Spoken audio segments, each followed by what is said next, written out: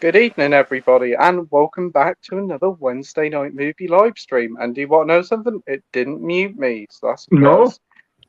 no, miracles do happen.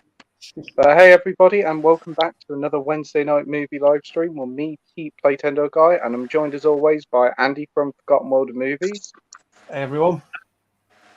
Mike from Cinema Axeman, Hi guys. and our very special guest this week, Scott the Movie Critic, Hello everyone. and Nige from Rock God 2004. Hello, motherfuckers. And we'll also have another special guest joining us a little bit later on in the night, in about half an hour or so. So yeah, we're going to have a full house tonight, lot to talk about, and yeah, looking forward to the stream. But before we get into the comments, always ask this, but what have you been watching over the past week or two? Andy, do you want to go first? Yeah, sure. So last night I watched No Hard Feelings again because I got that on Blu-ray. Really enjoyed that. I watched Are You There, God? It's Me, Margaret. Oh, That was surprisingly really good. Really good film. Last night I also watched Revenge of the Nerds 2. I love the first one, and the second one I actually enjoyed it as well. Really? it's not bad yeah. to be fair. I like it. Yeah, I didn't mind it at all. I thought Anthony Edwards wasn't going to be in it, but he was. And I started watching this film. It's one of the rarest films you can try and get hold of. I ordered it and it arrived today. It's called Nothing Lasts Forever. It's got Zach Gilligan, Bill Murray, and Dan Aykroyd in it. Oh, And good it's cast. made in the 80s, and it looks like it's filmed in the 30s, but it's like it never got a physical release past VHS, I don't think. And it's like rocking all shit trying to get hold of it. So I managed to get hold of that, and I've started watching that today, and I've been really been enjoying it. Oh, good selection of stuff there. So No Hard Feelings, would you say it's quite a good comedy? Because I know Jennifer Lawrence gets it out in there, don't she?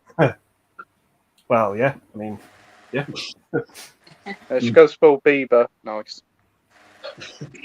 Certainly does. Oh, well, I'll have to check it out then. Have you seen anything recently at the cinema, Andy?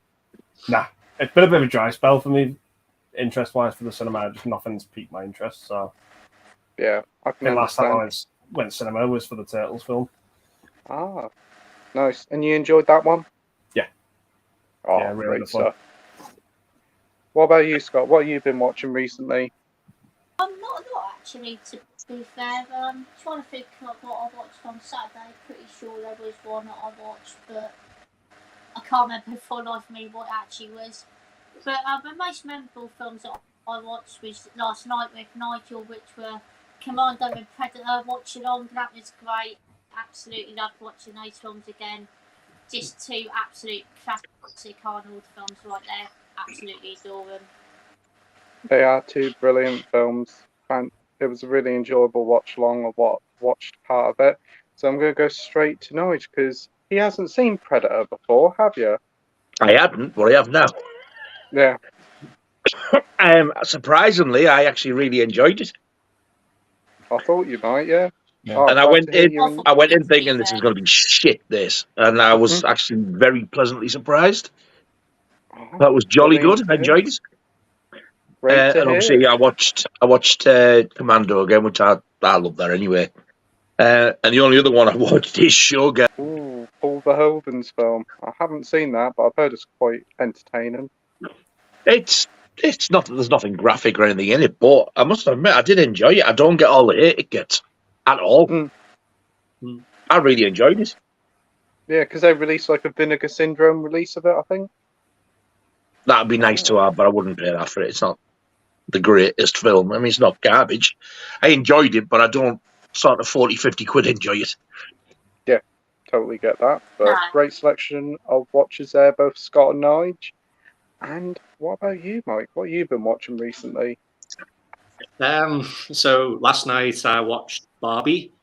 It wasn't Nice. really for me, I've got to admit. It was all right, but it didn't really live up to the hype for me. But I'm I'm glad to have finally seen it.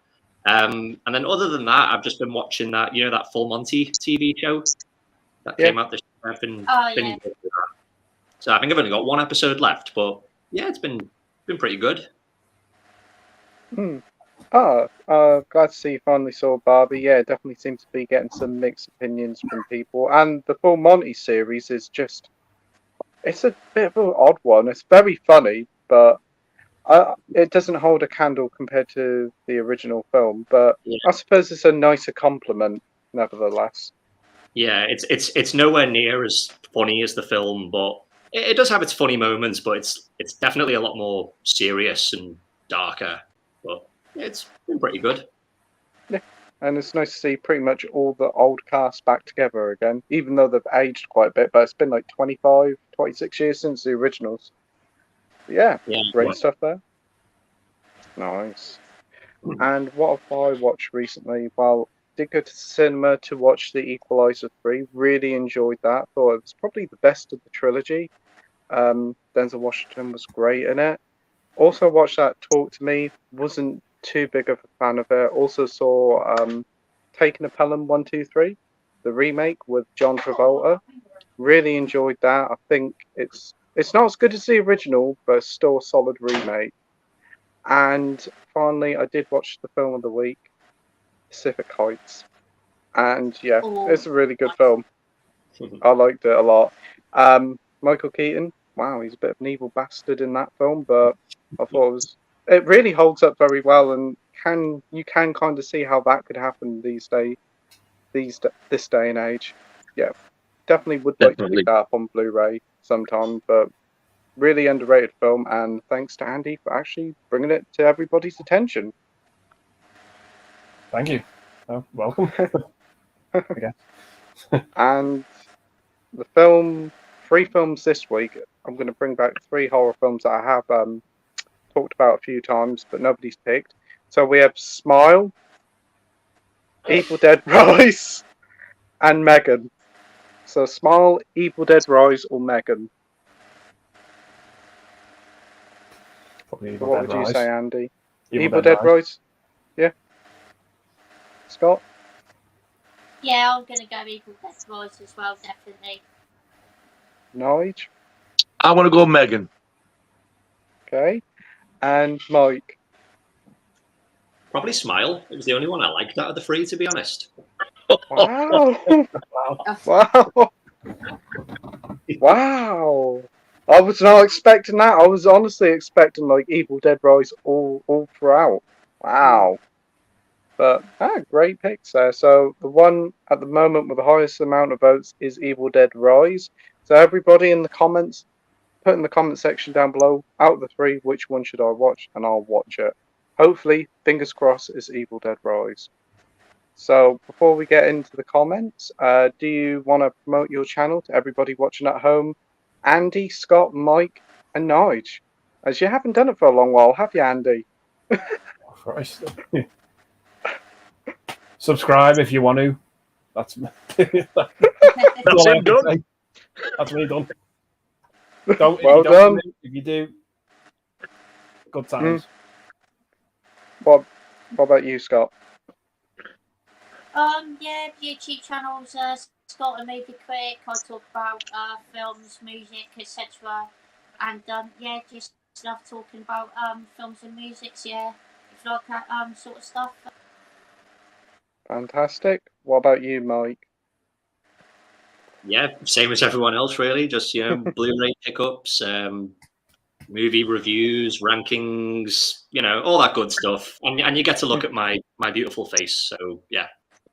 Who could say no to that? And what about you, Nige? Yeah, I'm still spout the same shite. I'm still doing the same shite. And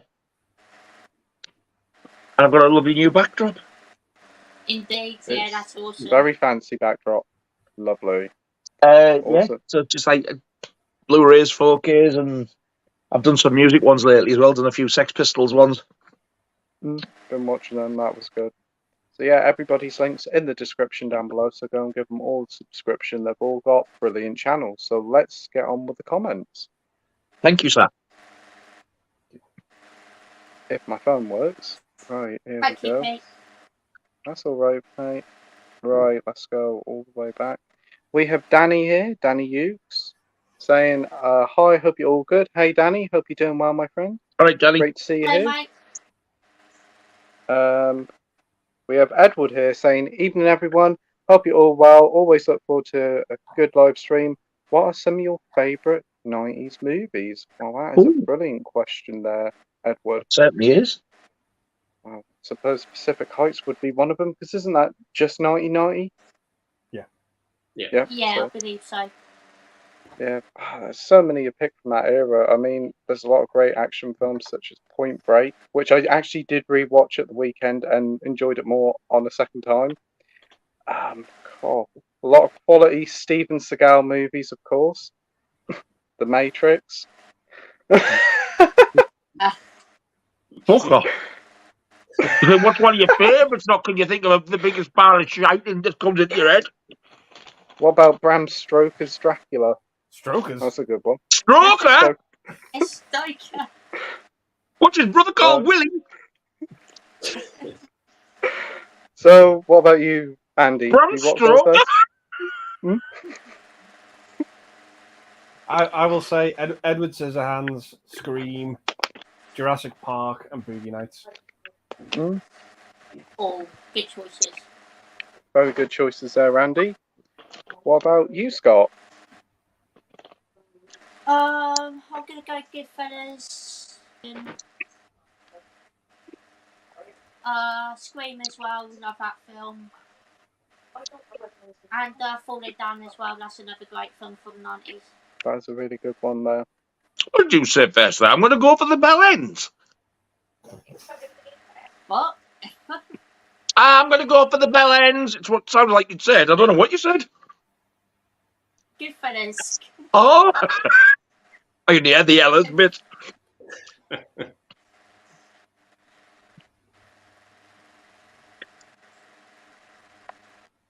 What about you, Mike?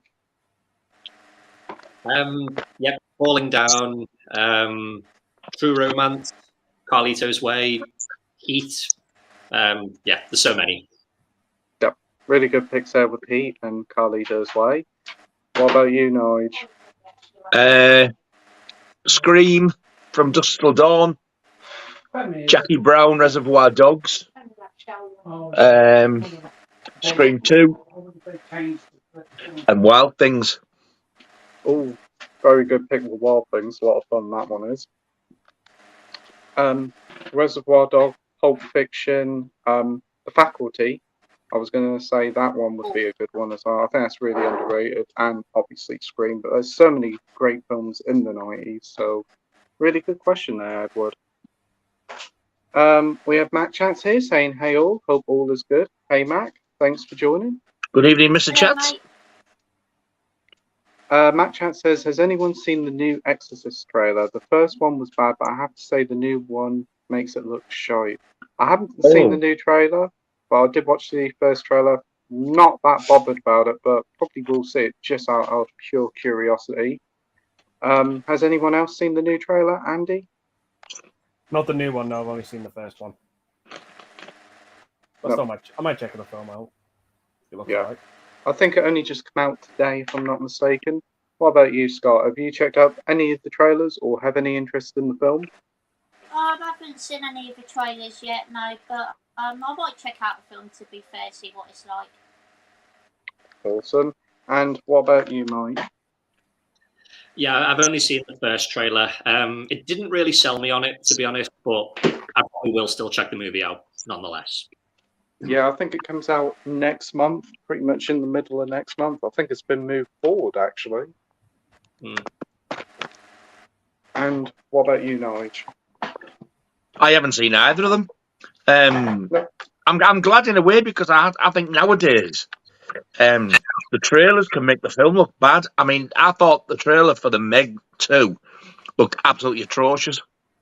But people have said to me, don't let that put you off. It's actually better than what the trailer makes it look. Whether that's showing or I don't know. It was a lot of fun. It was. Have you seen it? Yeah, I've seen it. It was a lot of fun. The last half hour was just over the top. the trailer definitely wasn't very good and not really what the final film was like. So yeah, that is And the true fact with he the said that trailer. as well, the first one was bad, but the second one's made it look shite. I think I'll avoid it. Mm. And I'll just watch Yeah. the film when it comes out. Yeah. It's coming from David Gordon Green, isn't it? Who've done the new Halloween films, and they've obviously got mixed opinions. Some people love them, some people hate them. Yeah. So, yeah. Right, we have Josh here saying, "Sup guys, how are we all feeling? Just rewatched Juno for the first time in a while. Have you guys seen it?" Yes, I've seen it when it first came out. Yeah, I quite enjoyed it. It was a pretty good little film. It was from the late 2000s. Michael Cera. He's not everybody's cup of tea, but he's really good in that one. So what about you, Andy? You a fan of Juno? First time I tried to watch it, I turned it off. Because when Elliot Page was then Ellen Page, she fucking got under my skin. She just annoyed the shit out of me in that film. Just absolutely horrible. But I gave it another go years later, and I actually kind of enjoyed it. I thought the second half was way better than the first. Definitely agree there. What about you, Scott? Have you seen Juno? No, I haven't. But I have heard that it's going to be quite funny, to be fair. So I do want to go watch that film at some point, definitely. Yeah. What about you, Mike? Have you seen Juno? I haven't seen it since it first came out. I think it was like 2007 or something. So it's, Yeah, I think it might have been, yeah. yeah. Quite But a I while always ago. get that film mixed up with is it Knocked Up with Oh, Seth Rogen? Seth Rogen, yeah. Yeah, because I think they're kind of similar concepts. And I yeah, when Josh said Juno, I was thinking of that movie, but that's the other one. But yeah, it's been a long time since I've seen Juno. Yeah. Knocked Up's the one with Seth Rogen, if I'm not mistaken. Yeah. Yeah. And what about you, Nigel? Have you seen Juno? Juno what? Yes, I have. Yes, it was a pile of shit. I didn't like it. I thought it was very mundane. And I certainly don't want to see the other one because I can't fucking stand the sight of Seth Rogen. I'd rather have his sister Claire. She's so much nicer. Right. We have Edward here saying, "Who picked up Fast 10 on Blu-ray this week?" Not fucking haven't me. picked it up. I was going to say you're not going to pick it up. I wouldn't have. My fuck. I'll probably pick it up when it's on sale. I did quite enjoy it for what it is. It's daft, stupid fun. So yeah, I'll get it, but not at full price. What about you, Andy? Nope. Still haven't got the 9th one. Oh, still haven't seen the 9th one. Wow. What about you, Scott? No, I'm really not interested in Fast 10, to be honest. No worries. And what about you, Mike?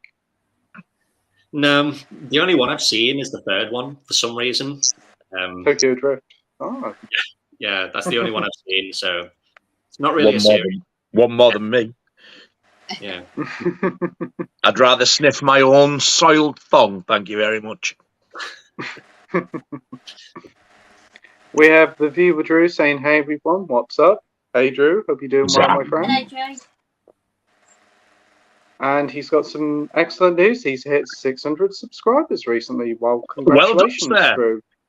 Well done, mate. Awesome. Well deserved. We have Matt Chats here saying, "Did anyone pick up anything from the Vinegar Syndrome sale? I wanted ticks, but at 35 on sale, I couldn't justify it, so I picked up Dolomite Collection and the Beastmaster." Oh. I haven't picked up anything from the Vinegar Syndrome sale. They look like nice releases, but a bit too pricey for me. Have you, Andy? No, nothing on the sale, no. No? What about you, Scott?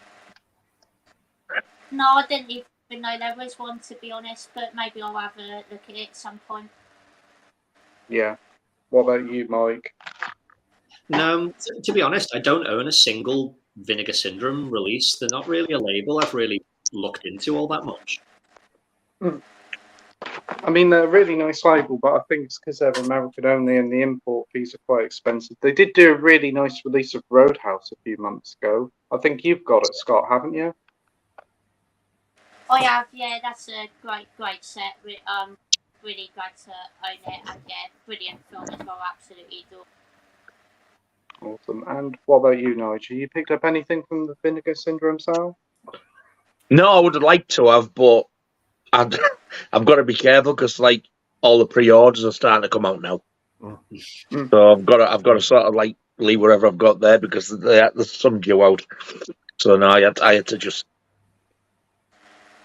refuse. Yeah, there's quite a few big releases coming up this month and next month. I think that Psycho box set comes out in a couple of weeks' time, don't it? Yeah, And that exactly. does look nice.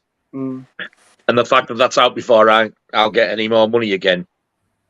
I can't spend what I've got. It's got to stay there for that. Yeah. And I've got to spend again next one with The Exorcist. Oh yeah, because you've got different copies of it, haven't you? Yeah. And that Jaws collection came out this week as well, didn't it? That was already paid for months ago when I pre-ordered it, but man hasn't even set off yet. Whether I'm really pissed off about it. So I haven't got it yet. No, because man's come from a little independent company called Vice Press, where you get the extra poster that's signed by the artists. So I emailed them today. I said, "Look, it said like my order's processed." I thought it was on the way. It said 48 hours. This was Monday. I said it hasn't turned up. They went, "Oh yeah, that's correct. Your order was processed. It's on a pallet waiting to be picked up tomorrow.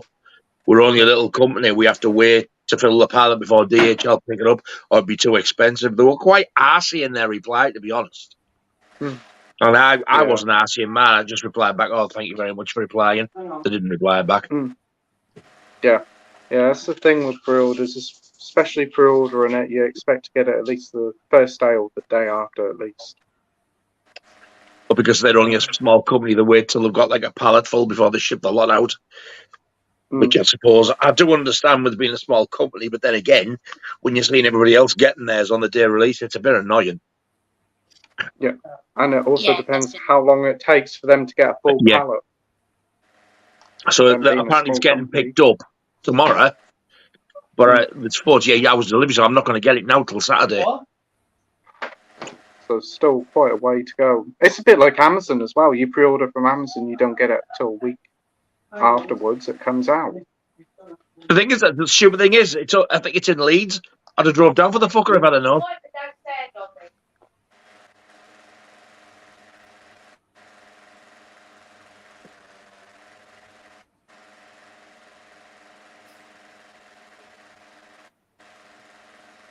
Sorry about that. They pressed the button on the TV, messed it up. Oh. They muted it and didn't realise they muted it. They said there's no sound coming out. I said, well, how you tried mute? Oh, it's working. But, right. So, anyway, we've got Si here saying, hey guys, how everyone doing? Hey Si, hope you're doing well, mate, and thanks for joining. Hello, doing Si. well. Yeah, so bad, mate. Yeah, just struggling in this hot weather. We've got multiple fans saying, hi all, how are yous? What are your thoughts on the teaser trailer for Chicken Run 2? I heard they're doing a second one. What they've released a trailer for already. Like the first one, not too fussed about the second one. Probably ain't going to bother. What about you, Andy? Pretty much same as you, Pete. Yep. What about you, Scott? Same as you two, to be fair. I haven't seen a trailer and probably won't watch it, to be fair. Mike, what about you? I would have been more interested if like the original voice cast was coming back. I think they've all been replaced, so yeah, I don't know. I'm just not really that interested in it. Yeah. And what about you, Nige? I mean, I did really enjoy the first one, but I don't know whether I'm asked or not. I haven't seen the trailer, and I don't know who has taken over doing the voices, so it depends if I like them or not, because some people have voices that I don't like. Back at me. I think the character, Mel Gibson's character, is now played by the guy who plays Shazam, Zachary Levi. Is it Zachary Levi? Yeah. Yeah. Rocky. Yeah. Does he sound anything like him? Does he shite? No. And if he sounds like he does in Shazam, then he probably will be quite annoying. I'll watch the trailer and see what I think. Mm. We've got Sai here saying, has anybody seen Equalizer 3 yet? I really enjoyed it. Yeah, I completely agree with you, mate. It's a lot of fun. I think it's the best one of the series. The second one was really disappointing, really slow. This one was just over 100 minutes, had some really good action sequences in, and felt like a satisfying conclusion for the series. Anybody else seen it or plan to watch it? Do you want to see it? I've never even seen the first one. Yeah. Oh, yeah. We have Winslow here saying hi. Hey, Winslow. Hello, Winslow. We have Jake Shepherd here saying Nigel's back. Let's go. Let's hey, what? Jake. Go. No. We have Red Romantics here saying evening all. Evening, Red Room. No. Hope you're doing well. Hello, mate. Red Room says Amazon US sent my Chucky's 4K all the way from America in a paper bag. Oh, you can guess what don't happened. say that. My Infinity Pool steelbooks on the way from there. A paper bag. Oh, shit. That is terrifying. I hope the damage weren't too bad, mate, but it bears dread to think. Hopefully you can get it sorted out. Well, the last steelbook I got from them was that Friday the 13th, the final chapter one that was damaged because they only sent down like a bubble wrap thing. Fucking absolute idiots, Anna. What is wrong with them? And Amazon now is like, if you buy anything under 20 quid, so like most Blu-rays or even some 4Ks if they're $19.99, you won't get them same day, next day delivery. You got to wait an extra day for it now.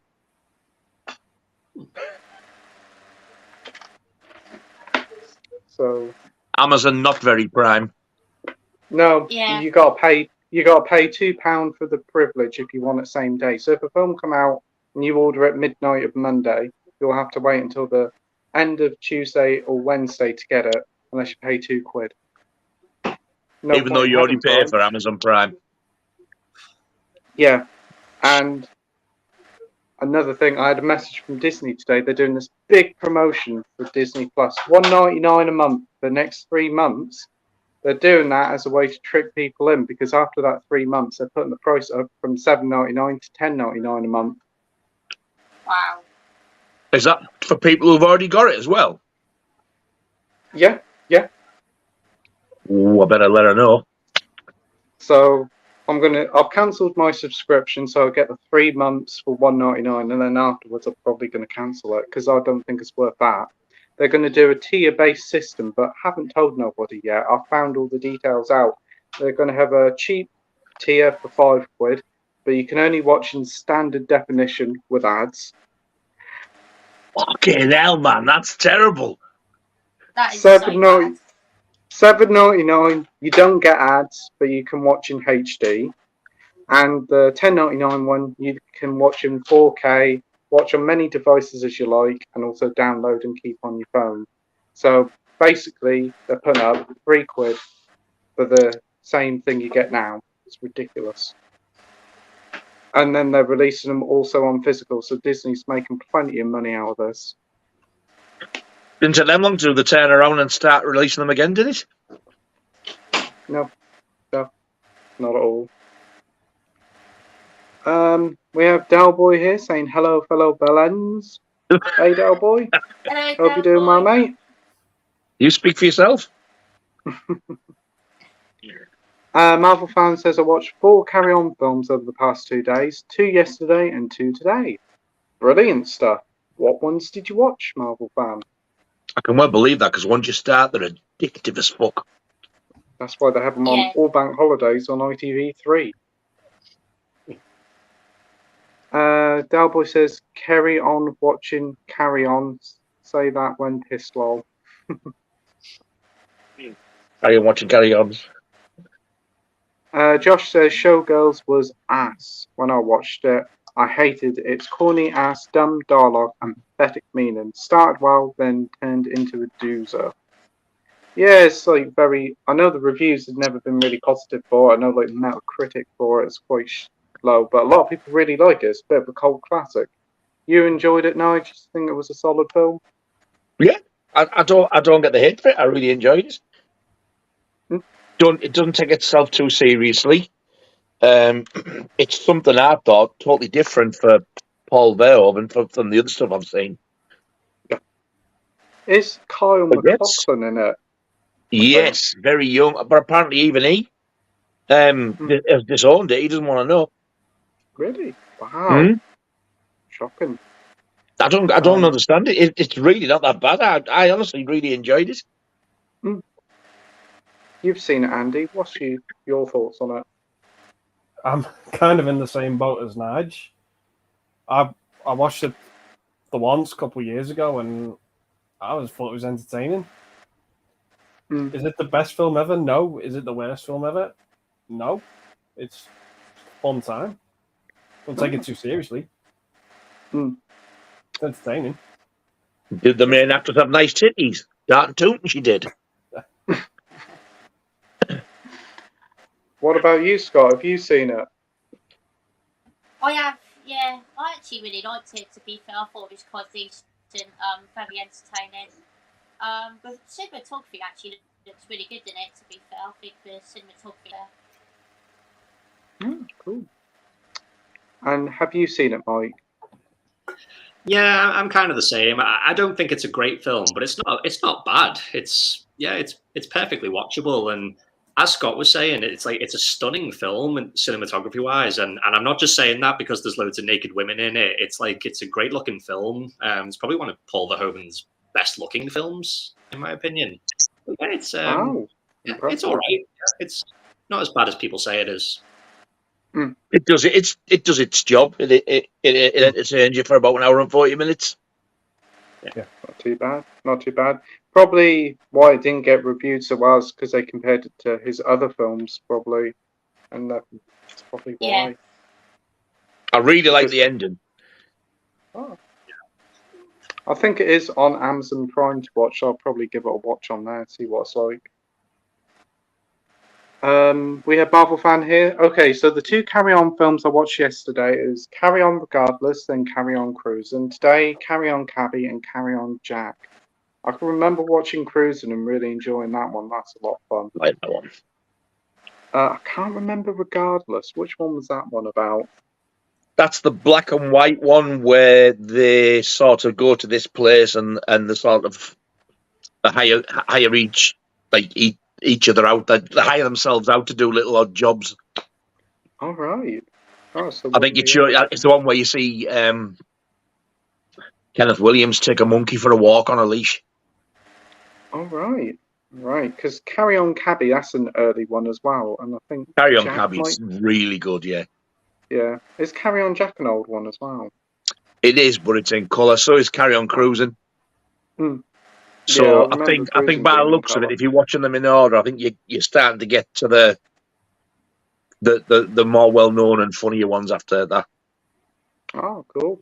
Hope you enjoy them, mate, and hope you enjoy the rest of them. And we do have another special guest in the wings. Here he comes. It's Mike. It's Mike. Hey, Mike. Hope you're doing well, mate. Hey guys, how you doing? Thanks for having me, Pete. Doing good, yeah. Yes, no worries, mate. That's great to have you on the stream, mate. I hope you've been keeping well. Yeah, doing good. How are you guys doing? Doing good. Not so bad, you know. Yeah.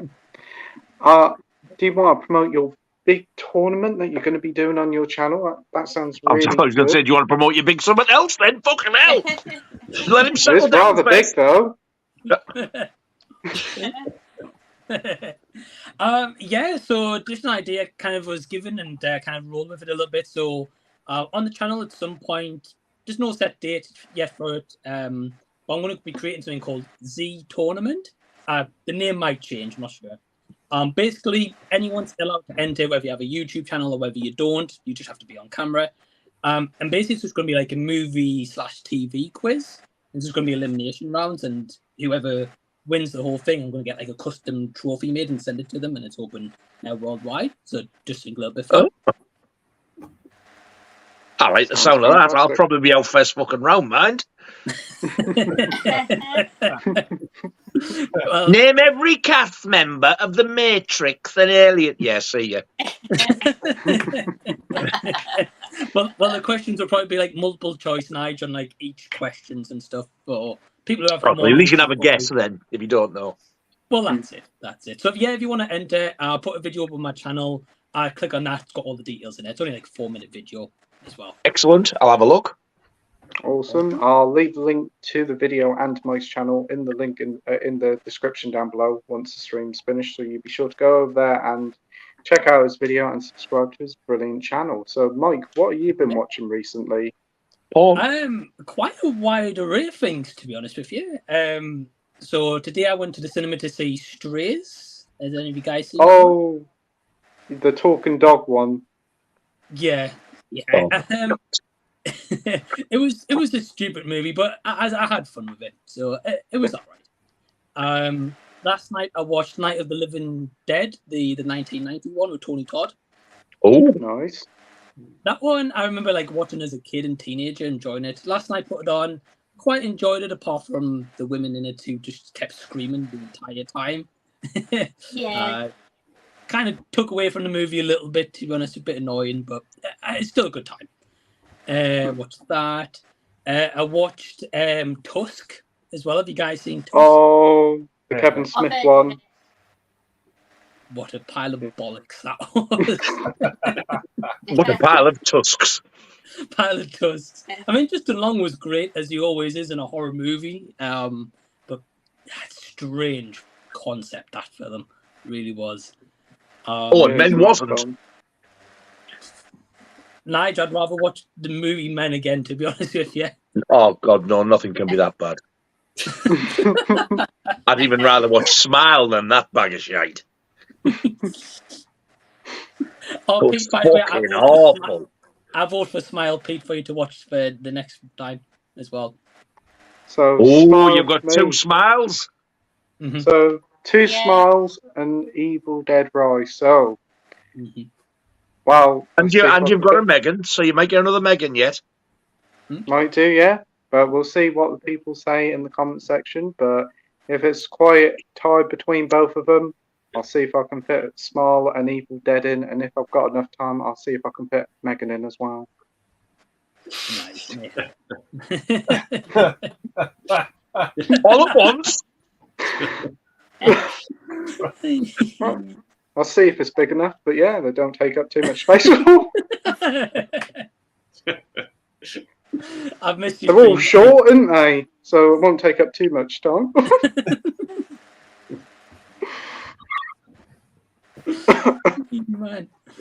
So yeah, great stuff watching Mike. And again, if you haven't subscribed to Mike's channel, be sure to go and give him a sub. He's got a brilliant channel. When's your next live stream, Mike?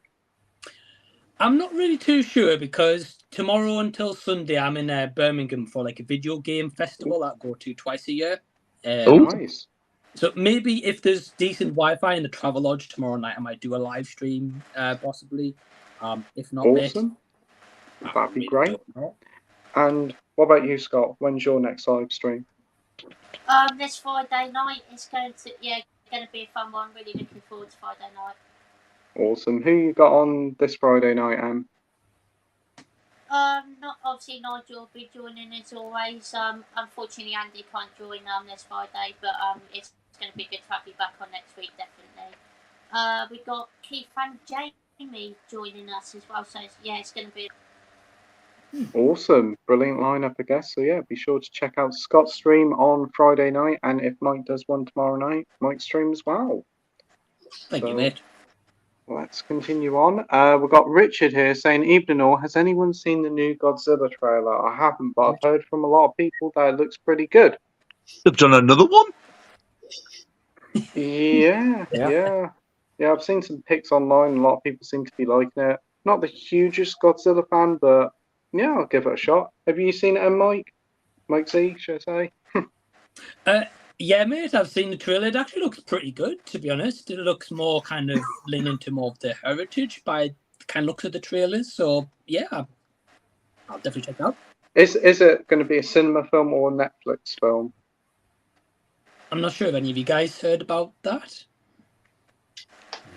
No, I didn't know, because I know a couple of them have been exclusive to Netflix. I don't know whether this was going to be a thing or whether it's going to be back in cinemas. But I'll probably check out the trailer. What about you, Andy? Have you seen the trailer or plan to? No, I'm not really, to be honest. No worries. What about you, Scott?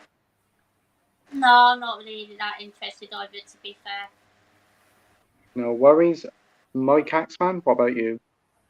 Yeah, I'm the same. I've not seen the trailer, but I don't have much interest, to be honest.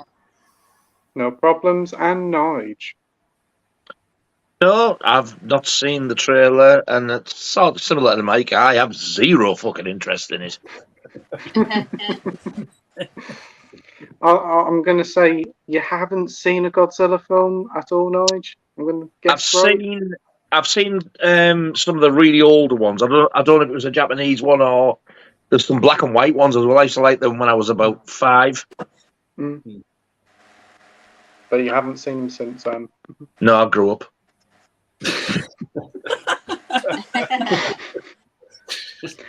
Well, physically I did, not mentally I didn't. Delboy says, Carry On Cabby is a favourite of mine, a true classic. I'll have to give that one a watch. I don't think that one's really repeated much on ITV3. It's more the colour ones more than anything. Cabby is one of, if not the best black and white one. Is it? Oh, for me, yeah. It really is. It's just got a good story. It's funny. And it's like a little bit of a chase at the end as well. It's just a really good film. I can remember the first one with William Hartnell. That was pretty good. And wasn't there a Doctor one as well? There's a black and white one called Carry On Nurse. That's the one, yeah. There is a Carry On Doctor, but that's when they get colour later on. Yeah. Hold the fuck up! Turn the volume up! And he jumped out my fucking skin there. You nearly made yourself jump. Wow. Did you hear my cake all come out twice? Yeah. I did. Yeah. Echo. Echo! We got Marvel fans saying, so tomorrow I will try and watch the next 4. Spine, Cleo, Cowboy and Screaming. Now you're Great talking. selection. Yeah, good selection there, mate. I hope you enjoyed them. Especially Cleo and Screaming. I enjoyed them too a lot. Out of them two, I would have picked Cowboy and Screaming. Cowboy's pretty fun. I do like all 4 of them. I think I've seen Spine, but it's been a very long time since I've seen that one. That's black and white. And I could be wrong here, but I think that might be the first one with Barbara Windsor in. Ooh. I'll have to check that one out again. I think it's the only black and white one with there, if I remember rightly. Have you seen any of these ones, Andy? Yep, seen all of those, but like you, Pete, I'm gonna have to go with Cleo and Screaming, and they're my 2 favourites out of them. Yeah. What about you, Scott? Because I know you've been going through the Carry On collection. Any of those ones apart from Screaming, which I watched a long time ago. Do love that film, to be fair, and really enjoying the ones that I'm going through at the moment. So yeah, I'm looking forward to getting to those ones, definitely. Great stuff. Mike Axman, have you seen him? I have not seen a single Carry On movie. Really? I don't know, wow. I've never had any interest in that series, to be honest. Wow, that's a surprise. That's worse than me not liking fucking Alien.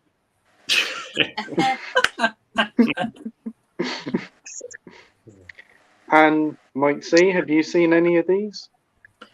So I don't think I've seen those ones, but I do remember when my auntie was alive years ago. I remember, like, when I was a lot younger as well, there was a couple of them, as you mentioned, Pete, like on ITV and stuff. So I have seen a couple of them, but I can't tell you the names of them. But from what I remember, I do remember enjoying those movies. So I definitely want to get the box set that Nigel and Scott's got. Awesome. Yeah, because they're releasing some of them on Blu-ray as well now. And I was at Vision, they're doing a few little box sets here and there of them. They do look very nice. Whoever's released that box set, I want commission for setting this new fucking craze off. It does feel like nearly every single day someone's buying that box set. And do you want to know what the sad thing is? It's a network release. Oh, fuck me, man. It's a shame. I'm pretty certain it's a network release. It's a shame. That's a shame. We've got Brian here saying hey. Hey, Brian. Hope you're doing well, my friend. Hello, Brian. We have Josh here saying he rewatched Beau Was Afraid, and damn, that's a fantastic film. I haven't seen that one yet. It's from the guy who did Midsommar and Hereditary. I'm probably not going to watch this one. The trailer looks very out there. 3 hours long, and I think it's just going to be too out there for me. You seen it, Andy? No, but I will. I'll check it out. Scott, what about you? I haven't seen it yet, but I do have interest in watching it, to be fair. I think it might be quite good. What about you, Mike? Axman? I mean, I do like the director. I do like his other two films, but I don't know. This movie, it looks like it looks like that kind of movie where you have to be in the mood to watch it because it looks so abstract and it's 3 hours long, and I don't know. I'm gonna have to be in the mood to watch it. And yeah, I don't know. I'll watch it at some point. Yeah. What about you, Nige? Joshua, you need a fucking brain scan to watch that shite, and you've got the cheek to call that.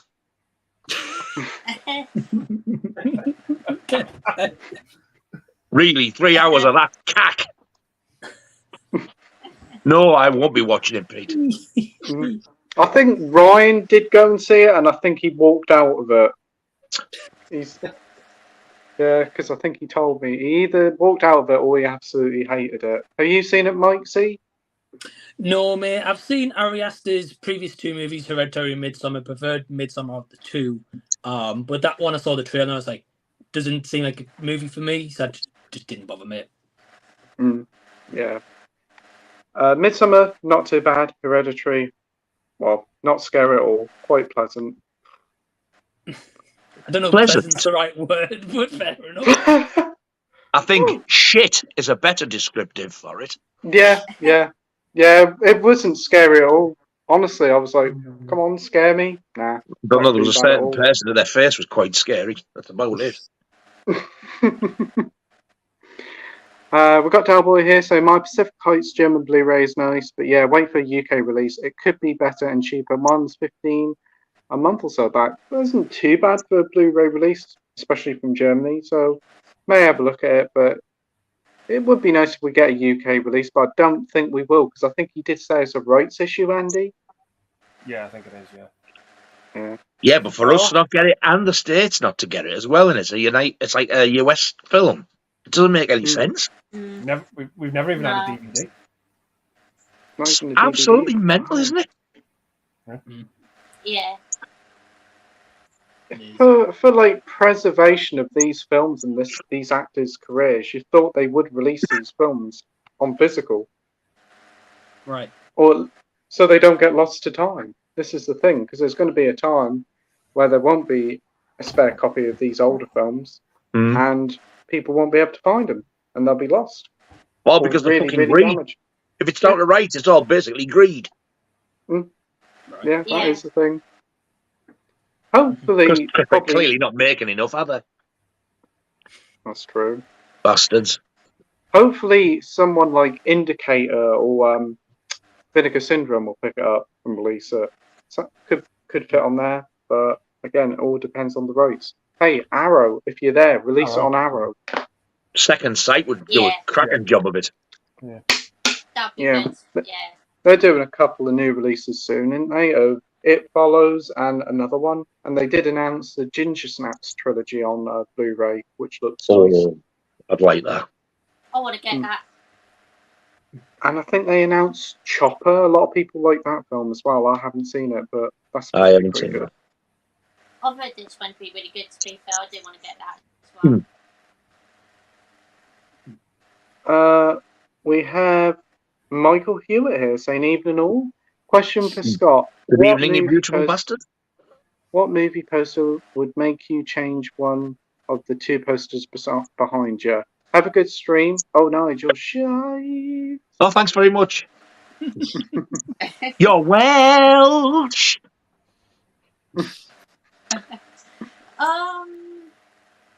Possibly David Dead one. I think that'd be really cool, and obviously Dawn of the Dead as well, something like that.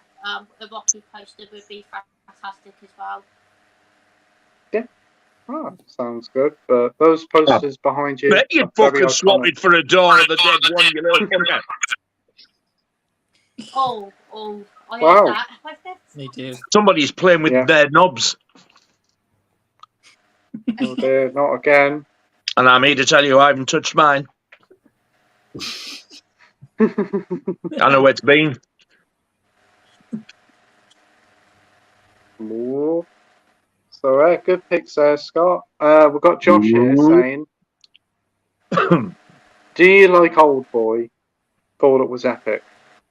The remake is utter shite. The original is really good. It's a fantastic thriller, sort of a horror, and yeah, really quite a relentless film. Some fantastic action sequences, some shocking revelations. Honestly, one of the best films of the early 2000s. Have you seen it, Andy? Yeah, really enjoy the original. Haven't seen the remake, and I don't really plan to. No, definitely steer clear of that remake. Scott, have you seen it?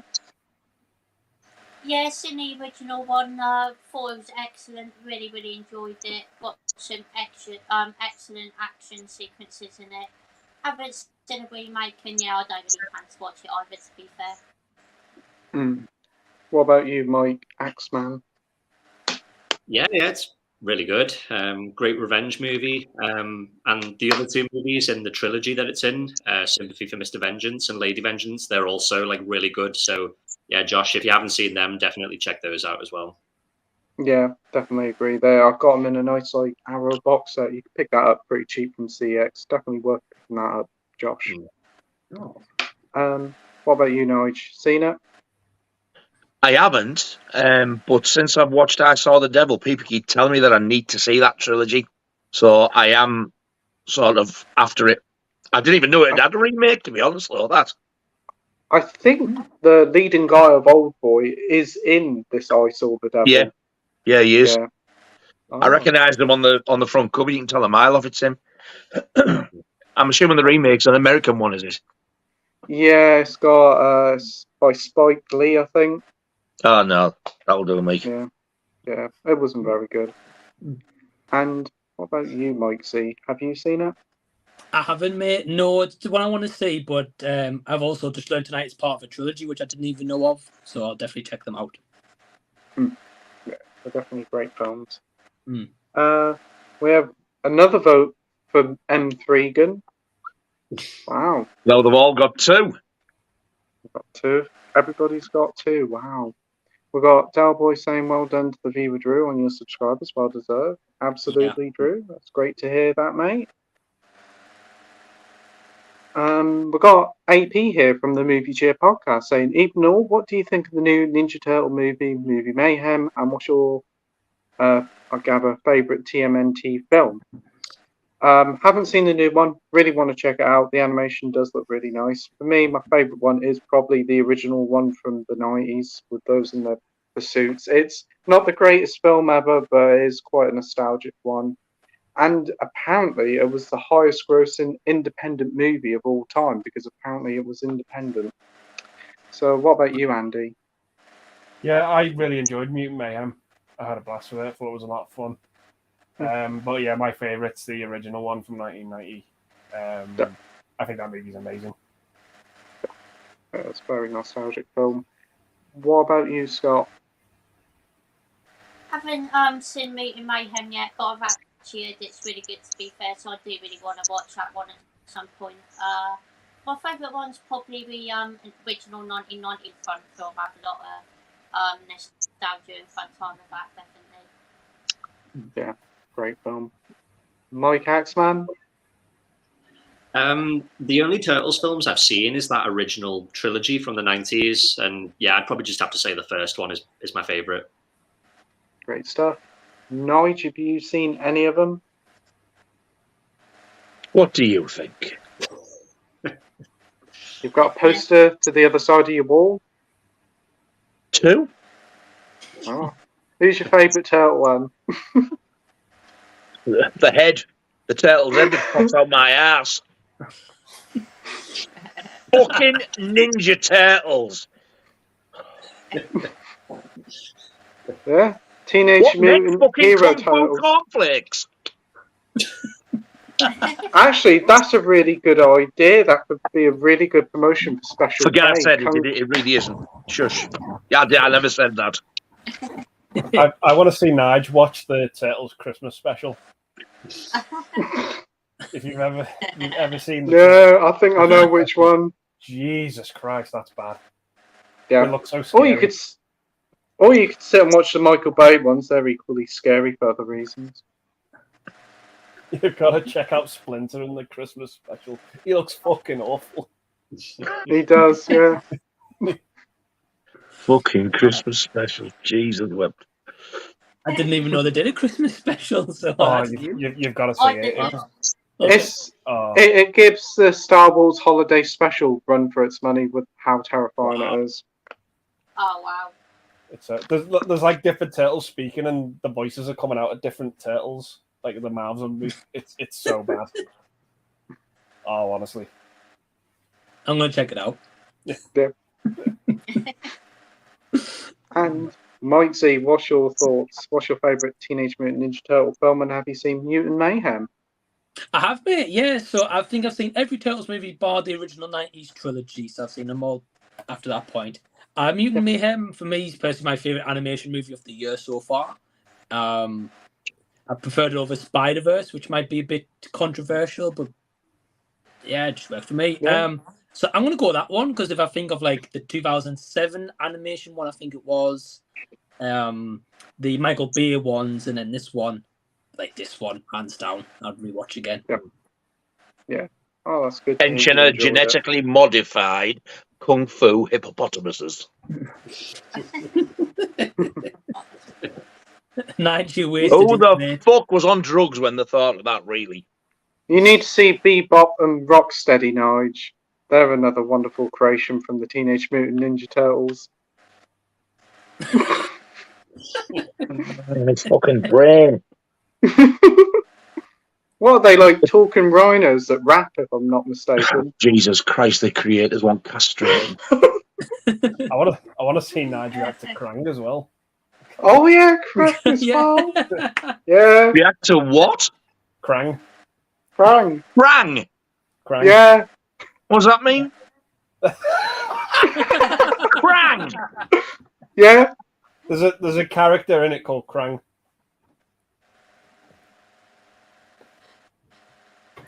Yeah. I don't know what you want me to fucking say to that. Well, enlighten your life. Does it look like it will? No. It might also shave a few fucking decades off. Krang. Thinking about it just as. You definitely need to see Crank and see what you think. Cowboy says, question, more news about Disney and its proposed titles if sales go well on Mandalorian and Loki. What's your thoughts on it? Mine are nightmarish before Christmas. It's a must, but don't hold us at gunpoint for the rest. Nightmarish? Nightmare before Christmas. I was going to say, is that just like sort of it's like a nightmare, but it's not really a nightmare before Christmas? Wet dream before Christmas. It's quite nightmarish. It's an expensive time before Christmas because that's when they're releasing them. I dread to think how much they're going to charge for like the Blu-ray or 4K of Mandalorian season. I wouldn't be too surprised they'll charge 50 quid for the 4K and about 40 quid for the Blu-ray. If it's that price, I'm not going to bother. But it is going to open the floodgates. We're going to get hordes of them.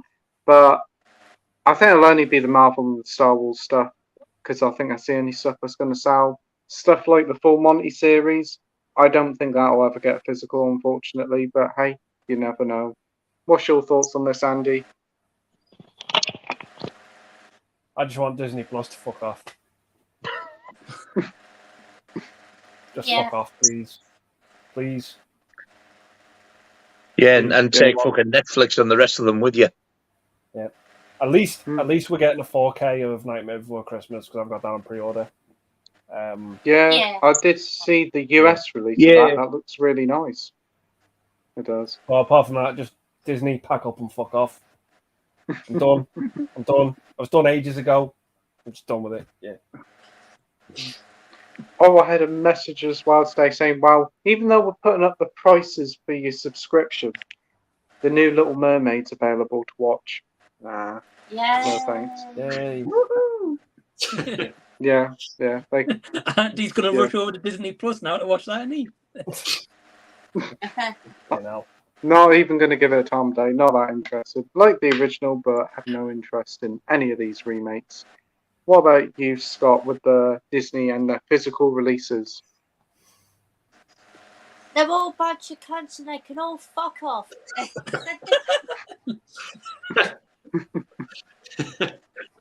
Oh, well, I hope they're watching.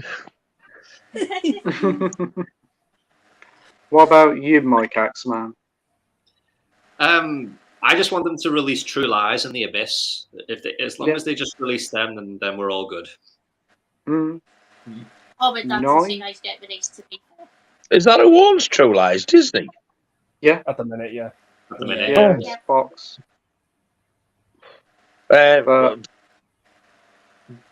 I mean, to be honest, it's good that they're releasing stuff again. But it's probably just going to be, for me, it's going to be a load of shite that I'll never buy anyway, no doubt. But at least it's stuff for people to buy, and if people are going to buy it, it might make others think, oh. Yeah. Here's hoping now that, like, Prey's getting a physical release over here. We may get Barbarian and The Menu. That'd be great to see them getting physical releases over here. Texas Chainsaw Massacre from a couple of years ago, I'd like that as well. And Wednesday. Oh, they're Netflix, aren't they? Hopefully they get releases as well. Yeah, definitely. What about you, Mike Z? Yeah, I think it's a bit of a mixed bag. So I can completely agree, like where Andy and Mike and Scott and stuff come from. Absolutely. I think at the same time it depends because people who really love The Mandalorian and Loki, at least they can buy it on physical media if they really want it. Yep. I guess especially releasing at Christmas time could be like a Christmas present for someone as well, so they don't have to actually buy it themselves. But like the guy said, it depends on the titles they release. Maybe like is it too late to release them now and like kind of backtrack and do it as a cash grab? I guess.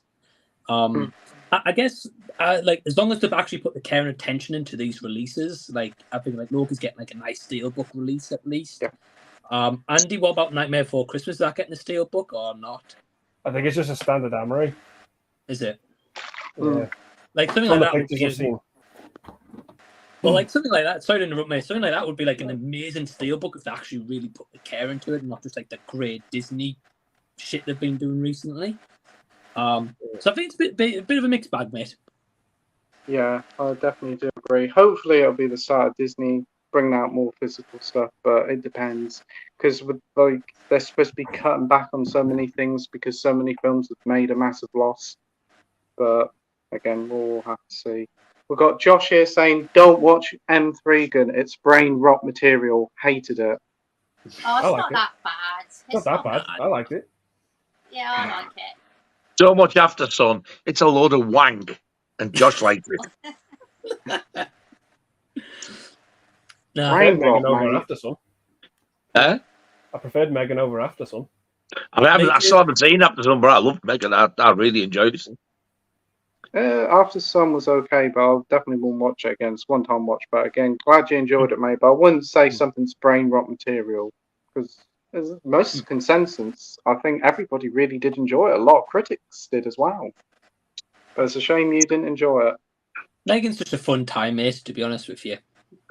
Yeah, sounds like it. Marvel fan says, sad to hear what happened to the lead singer from the band Smash Mouth. Yeah, he passed away the other day. Very sad news. Who the fuck is Smash Mouth? Definitely. Done a song called Shrek. All Star. Yeah. Yeah, did all the soundtrack for Shrek. Wow. We have Keith here from Euphoria Pictures here saying hello to all. Hope everyone's doing well tonight. Hey Keith, hope you're Hello, doing well, Keith. mate. Hey, Keith. Thanks Hey, for up. joining. Euphoria Fitches.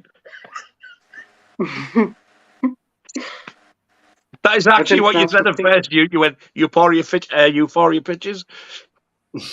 Yeah, I couldn't get my P's out right then.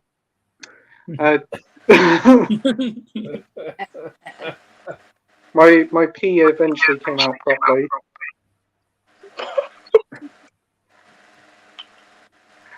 Just a slip of the tongue. We've got Del Boy here saying to Malva fan about the Carry On films. Right on the bell end.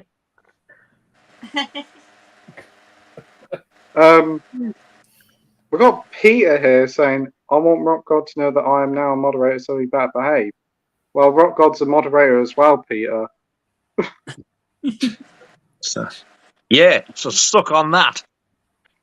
We've got you, Keith here saying, apparently the test screenings for The Exorcist was unbelievably underwhelming. So my expectations are quite low, even though the trailers didn't look all that bad. Yeah, I can remember that the test screenings weren't very good at all, and there was talks of delaying it till next year. But what happened to Salem's Lot remake? Nothing's ever been said about that. That's been like a year now. It was supposed to be coming out like autumn last year. Never heard no. So I'm going to gather that's probably not going to happen now. Haven't heard a peep about that one. I've been a bit like that about that Exorcist from day one, because it's like, it's just one of those films. I mean, probably most of them are, but the Exorcist is definitely one of those that you just don't fuck with. Leave it.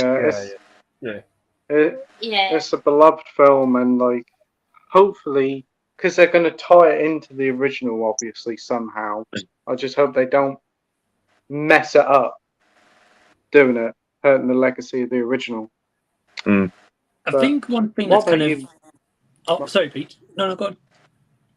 I was just going to say about you, Mike. See, what did you think of the new Exorcist trailer? I saw the first trailer because I know you guys were talking about it earlier as well. I tuned in before I could join on. I saw the first trailer, didn't look too bad. I think the issue is for me is with like the new Exorcist movie. They've already announced it as a trilogy, so to me that kind of feels like they're not taking care of the movie. They're just like, right, let's get as much money from this and milk it.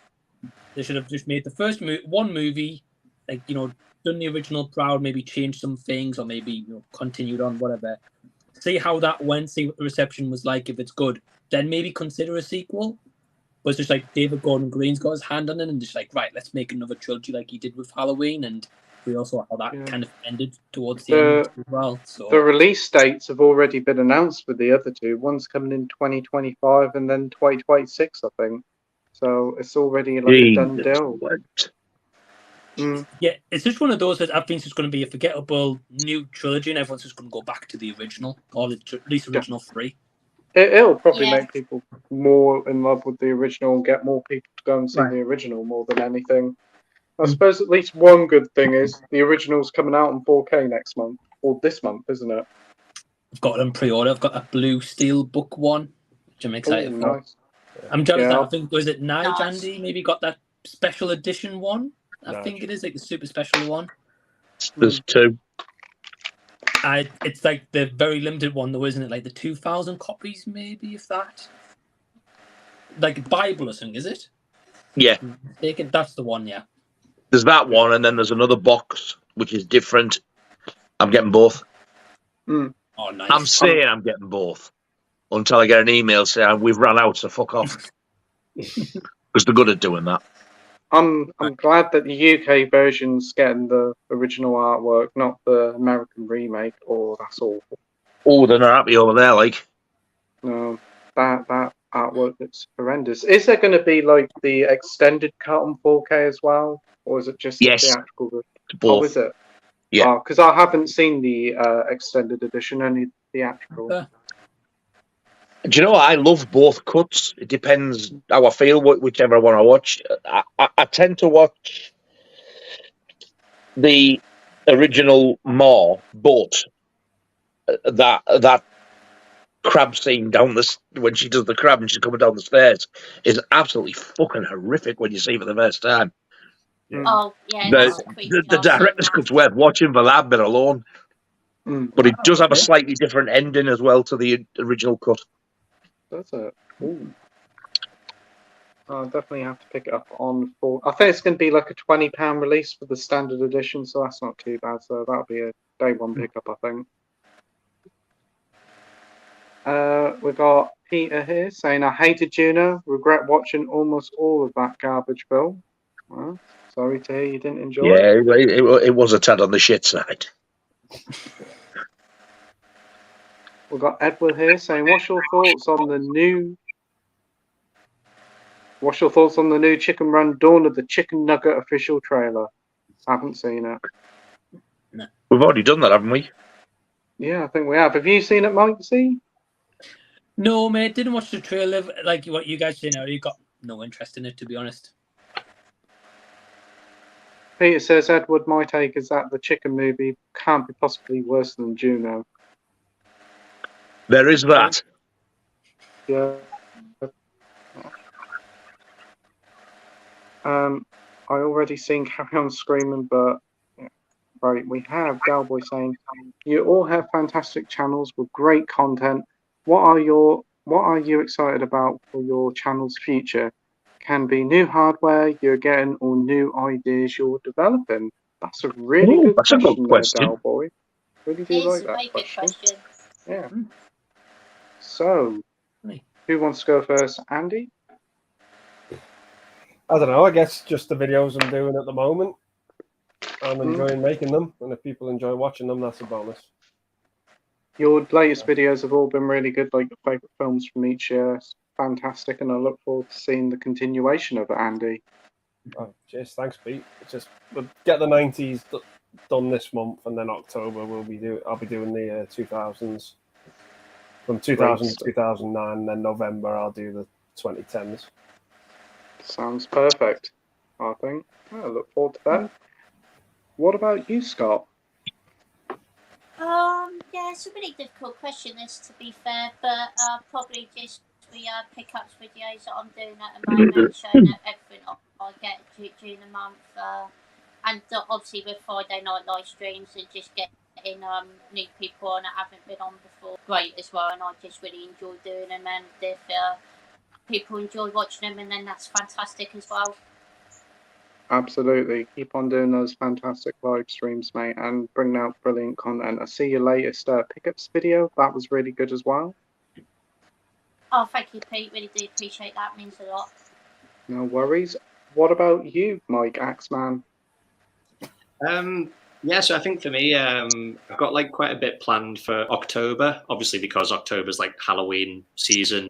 Yeah, I've just got a few ideas for like some horror related videos to do. So yeah, watch this space. Awesome. Look forward to seeing what you've got coming up. I do really enjoy your rankings. They're really good and informative and very professionally done, Mike. Oh, thanks, Pete. What about you, Nige? I'm still toying with the idea of doing a live stream or two. There's something I really want to do, but I need to message somebody first and see if they're up for it. And if that's going to happen, I'll be sort of like mega excited. And there's a few of the pre-orders I can't wait to come in so I can do unboxings. I'm excited to do them. Awesome. Cannot wait to check out your unboxings of like all the upcoming releases like The Exorcist, and it'll be great to see you doing your own live stream, adding your own take to live streams when you eventually get round to it. And if you again ever need any help, you know I'm always here. Thank you very much, mate. I appreciate that. And what about you, Mike said? Yeah, so kind of like mentioned before when I jumped on about the Z tournament I'm creating, I'm really looking forward to that and want to try to get as many participants as possible as well. One thing I have actually just got the other day I'm going to test out this weekend. I've recently got this like Rode Wireless Go kind of for audio. Nice. So it's more for like if you're doing kind of vlogs, really, like it doesn't really capture like the outside interference, so I don't have to have like a microphone. I've got my tripod. I can just have this attached to my shirt, and that's it. So yeah, I'm going to be testing that out this weekend. And yeah, just like you guys, just doing like kind of regular content and just trying to do like new ideas as well to the channel.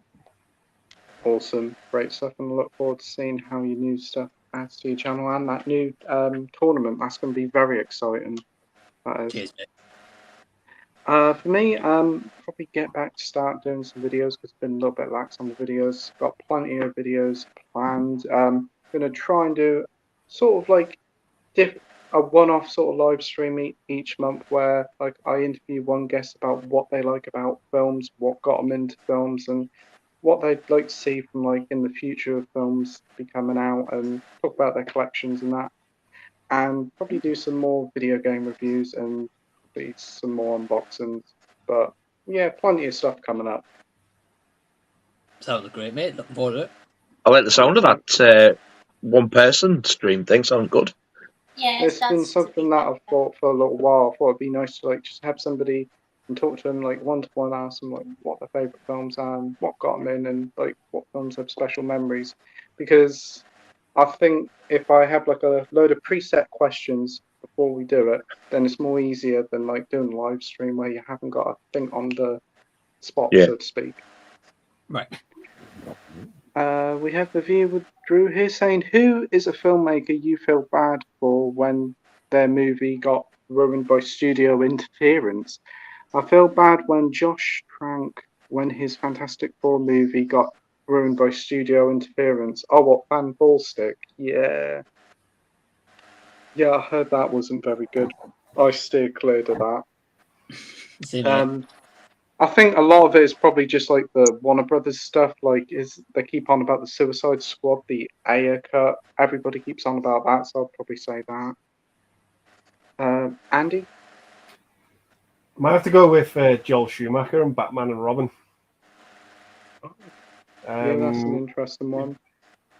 It wasn't so much just the studio, but I think it was the toy company at the time, Kenner, who had the Batman license. They really, really pushing for the film to look. The word they used was toyetic.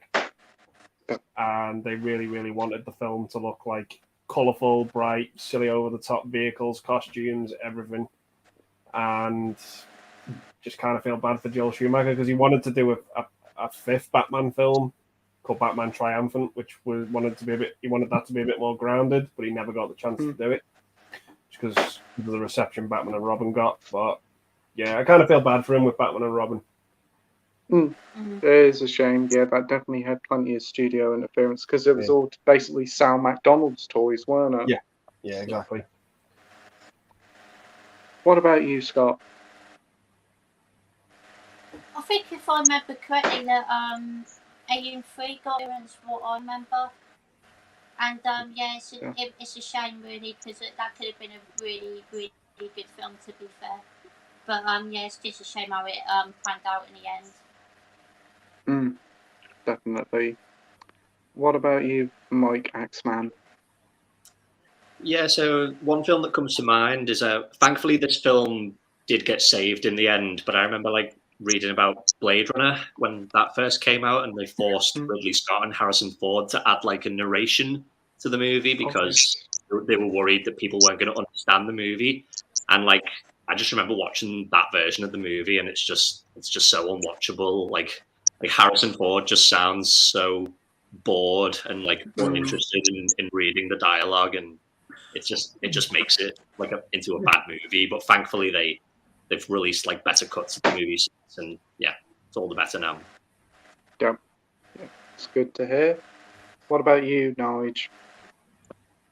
The one that sticks out the most for me, it jumps straight into my mind as soon as I heard the question. Toby Hooper when he did the Texas Chainsaw Massacre 2. Because as much as I love that film, apparently Cannon absolutely butchered it. I've seen Caroline Williams, who plays Stretch, the DJ in it. Seen her interviewed, and she said Toby Hooper was absolutely devastated because she said it's nothing like the film that he had envisioned. Really? The cut absolutely loads out. So it's a shame now we'll never ever get to see, because I think a lot of it wasn't filmed and a lot of it was destroyed, I think, as well. Sounds a bit similar to Event Horizon, because apparently that was going to be quite a longer film, and so much of that film got cut. Apparently scenes in the trailer weren't even in the final film because of how graphic it was. So, and apparently the only footage they've got left is really, really badly damaged stock, so they'll never ever get a complete copy of it. That's a real shame as well. It's awful, isn't it, when they stick the nebs in like that and it ruins the director's vision. Definitely. What about you, Mike Z? Yeah, I've got two really. So the first one came to mind was Zack Snyder. Firstly, just like Justice League, the original one. Yeah. The fact that he had like a really tragic death in the family and they just moved on without him. Really, again, Warner Brothers kind of that whole kind of backlash really. So, and then the second one is probably Tom Savini. Last night when I watched Night of the Living Dead, because I read a lot of trivia about it and like they changed a lot of it, and a lot of times it was going on schedule and the studio just like butted in and did a lot of cuts, and the movie felt like it was kind of like a little bit choppy in places as well. So I would have really liked to have seen like his full vision and how that movie would have been as well. Yeah. Oh, definitely. Good picks there, Mike.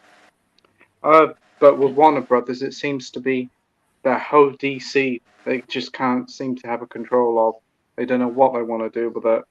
Hopefully now with James Gunn at helm, it'll calm down a bit, but I very much doubt it.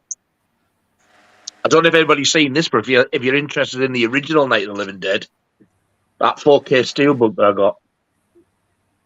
Nice, yeah. That's off Amazon France. It's there's the 4K and there's 2 Blu-rays. It's a 3-disc set.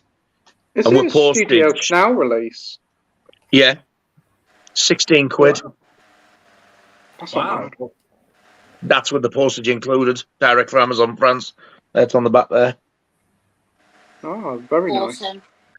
Because I think up until this, there's only Criterion who've had it on 4K. It's weird because that's I can imagine on 4K. On the Spy, isn't it? It's in English. The Steelbook isn't. No, yeah. The discs I did see an unboxing. well. I think Keith got the Italian version. Yeah. I think Keith got the Italian version, but the Steelbook was still in English. How weird. I bet the 4K looks nice, I bet. I haven't watched it yet, but that's another one I need to get watched. We've got Peter here saying Arrow 88 Films need to release Bloodbath at the House of Death. Anybody heard of that one? I haven't. No. Yeah, I've seen it. Isn't that all Kenny Everett and Vincent Price? Sounds like it could be one of those films. Yeah. I watched it, I think it was either early this year or late last year. It's daft as arseholes. It's enjoyable though, but it's just so gormless. Tix wasn't included on the Vinegar Syndrome. Sal, was it? Well, Peter's a big expert with Vinegar Syndrome. He knows quite a fair bit about it. Got Red Romantic saying, what's your thoughts on 35mm cinema screenings? I went to one at the weekend for Melancholia, and the print wasn't in the best condition. Scratches everywhere, but it made it feel more cinematic in a way. That's an interesting question there. What would you think, Andy? More for nostalgia, I think, for me, because that's in the 90s before sort of digital took over. I remember watching those types of movies with all the dates and scratches on and the little black ovals you used to see. Yeah, it was the norm then, though, wasn't it? Yeah, just pure nostalgia. Yeah. What about you, Scott? Yeah, same for me as well, just for nostalgia, really, stuff like that. Mike Axman? Yeah, I mean, I kind of think it's the proper way to watch the movie in a way, just because like that's how it was filmed and just kind of has like a more natural kind of feel to it, I guess. Yep. Nige? Yeah, I think it'd be interesting to see. Because like like Andy said, I used to go as well and see them all, like with the black speckles and like the big circles when they were going to change the reel and what have you. And I think when Blu-ray come out and stuff, I actually for a while kind of missed all that. So yeah, but I mean, I wouldn't want to go back to it all the time, but I think it would be actually nice to see for a change. Yeah. And Mike C, what about you? Yeah, so correct me if I'm wrong, but so last Halloween at Newcastle they did like a Halloween all-nighter where they put different movies up all night. I think it was 35mm, and that's how I got introduced to the movie Pieces. Ooh. I think, don't correct me if I'm wrong, it was some kind of ratio like that. And that was like a mystery screen, and no one knew what the movie was going to be. The guy who presented it was like, I've been trying to show this movie to an audience because, as I say, I've never heard of it. And it was just a really cool experience, a bit like what Red Room says about like the scratches, and it just felt very authentic for the time, obviously, when it was released. So yeah, if it's like a mystery screen or like that, or like you guys said, like nostalgia, yeah, I think it's a cool way to see a movie. Yeah, I think it's a great way to experience the film how it was originally intended. So yeah, I have no qualms about it, and I can imagine it's quite a cool experience to go into a cinema and watch a 35mm film on a screen. So yeah, pretty cool. Red Room says, what's the thoughts on the film The House That Jack Built? I've heard of it, but unfortunately I haven't seen it. I know it's quite a cult classic. You seen it, Andy? No, I've definitely heard of it. It's the one with Matt Dillon. That's the one, yeah. Heard of it, but not seen it. Yeah. Scott, have you seen it? I haven't seen it, no, but I've definitely heard of it. I've heard it's going to be quite disturbing, to be fair. So yeah, I might have to check it out. Yeah. Have you seen it, Mike Axman? I've not seen it. I've heard of it. I think it's Lars von Trier, so if it's him, it's probably going to be quite a brutal one. Yeah, I did hear it was quite brutal. And Nige? No, but I really, really want to see it. It's supposed to be brutal. And Mike C, have you seen it? No, mate, it's on the watch list though. Very good things. Nice. If anybody at home has watched The House That Jack Built, what's your thoughts on it? As none of us have seen it, I'm quite surprised. I thought quite a few of us might have seen it. I know. Right. We have Delboy here saying you're the head of Zavi for a month and can change everything about how they operate in regards to Blu-ray and 4K physical media. What are your top 3 changes? That's a really good one. Question. Well, I've got an idea. Go on then, Mike. What would you say? I don't know if you guys have ever noticed this, but it seems as if they have like a sale on like all the time. A bit like Sports Direct, like they always have a sale on all the time. Yeah. I think like one thing for me is like, I don't know about you guys as well, but because they have a sale on all the time, it doesn't really like implore me to buy the physical media, because I'm like, oh, next week it'll be on sale, or they'll have a further 10% off it with a special code. So it's not really enticing for you to like go out and buy it straight away because it'll just be on sale next week. So I don't know about top 3 changes. That's one of them, about maybe have less sales or change the strategies of how to advertise the physical media, I guess. Or stop putting the recommended retail price, putting what they want to charge for it and say it's a sale, and have a proper sale instead. They need more competitive pricing. Yes, they do. Good shout. Another thing I would do as well with pre-orders, when it says sold out, whoever got the last one, they get it, no cancelling orders, because Zavi and Amazon are bastards for taking your order and then saying, sorry, we can't fulfill it, so we're cancelling it. So I'd stop that. Better packaging. Free delivery.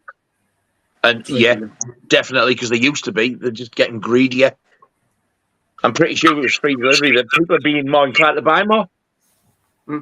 Yeah, because there's a subscription service. I'd personally scrap that and make it an account for everybody, and you buy stuff, you gain points, and use those points to get money off. Similar to like what Arrow does, but make it free delivery. But with free delivery, yeah. What about you, Andy? The only thing I could think of what came to mind was the packaging, because I've seen and heard some absolute horror stories. Yeah, so let's go with. Yeah, I think also they need to get some more exclusive editions because they've lost out a load to HMV because apparently they've not been fulfilling their orders or something and not been paying the companies right. So hence why HMV's getting all the exclusive steelbooks and Warner Brothers sets. Scott, what about you? The only thing that really came to mind for me was one at Nigel who said the cancelling orders one. I think that's really quite annoying, to be fair. So, yeah, I'll definitely have to change that as well. Yeah, awesome. And Mike Axman, what about you? I'm honestly not too sure because I haven't used Zavi in like such a long time. I just kind of got a bit sick of them. But I think like Andy said, probably the packaging, and I seem to remember their customer service was quite bad. I don't know if it still is, but I'd say improve that as well. Yeah, definitely. Totally agree. So Edward says, what were your latest pickups? Great question there, Edward. Andy, what was yours? Wow. There's some here I've got. Hang on. I got Revenge of the Nerds on Blu-ray because I fucking love this film. I absolutely blast with it. Great comedy. I got some 4Ks as well, so I got like Dracula, Grease, Leon, Deep Impact, Core, and American Psycho. Nice. Great. Nice. He's had a busy month. Yeah. I also got that thing you do on Blu-ray as well. I love that film. If you've not seen it, check it out. It's amazing. That is a brilliant film. Yeah. Directed by Tom Hanks. Awesome film. Wow. Okay. Yeah, he's in it as well. But yeah. Yeah, great film. A Disney film, isn't it? It's a Fox film. Yeah. Yeah. So underrated. Definitely is. Good film. And great selection of pickups there. What about you, Scott?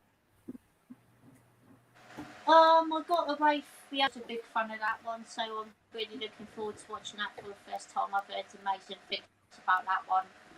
And I got The Keeper as well, which I've also heard is really good, so yeah, looking forward to watching that as well. Oh, good pickups there. What about you, Mike Axman? I haven't really picked anything up recently, but funnily enough, I pre-ordered that that Twin Dragons box set from 88 Films, the Jackie Chan one. It doesn't come out for a couple more weeks, but I actually got like an email from them today saying they've dispatched it. So yeah, I should have that. I see somebody had it on Instagram this afternoon. They got theirs today, and it looks really nice. I was like, wow, it's actually coming out because it's been delayed so long. Yeah, now they're just sending them out like really early. So yeah, I'm excited to get that. Brilliant stuff. Nige, what about you? That's it, really.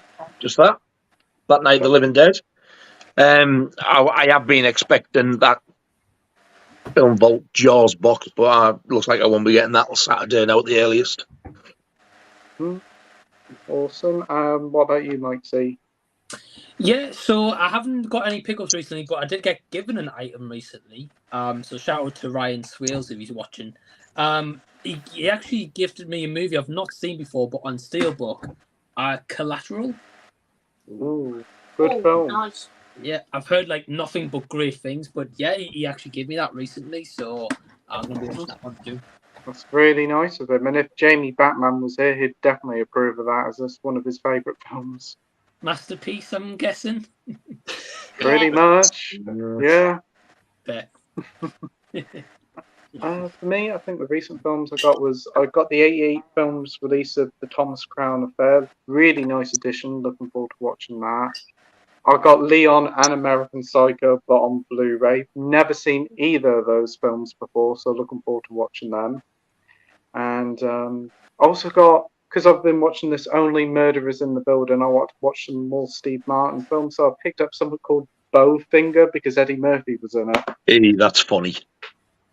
When I went to Fox and picked it up, What girl who served me at the till looked at me like I bought a pile of bat shit. She looked at me like, Oh God, I really? loved it. And I was like, oh dear, have I made a mistake here? But I thought a lot of people like it. And I've heard that the Blu-ray's quite rare, that you can't pick it up anywhere bar CX. So, but it looks fun and it's got a good cast, so I'll give it a go. Should have said to her, hey, you paid to take my money, not make me minder for me. Now take the fucking money. You nosy bitch. Right, we've got Peter here saying some of the stuff I've got on the Vinegar Syndrome Labor Day sale includes Incubus, Party Line, Play Dead, Frightmare, Howlmaster, Arseholes. Very nice.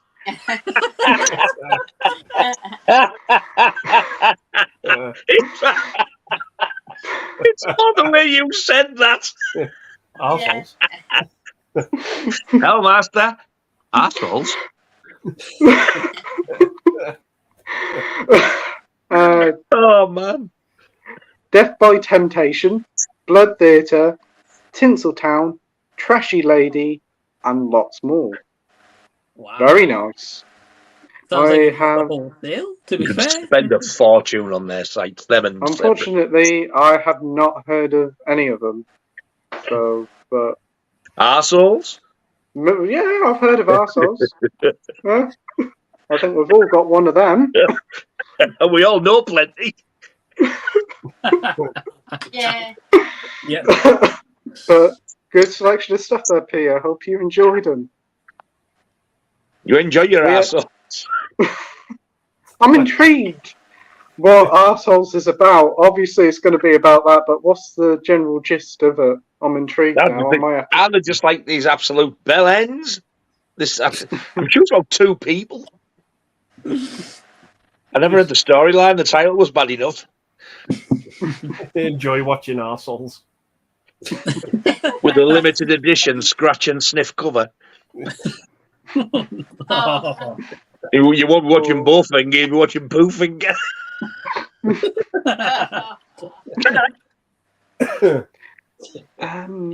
We've got a good question here from Network from Edward. From Network!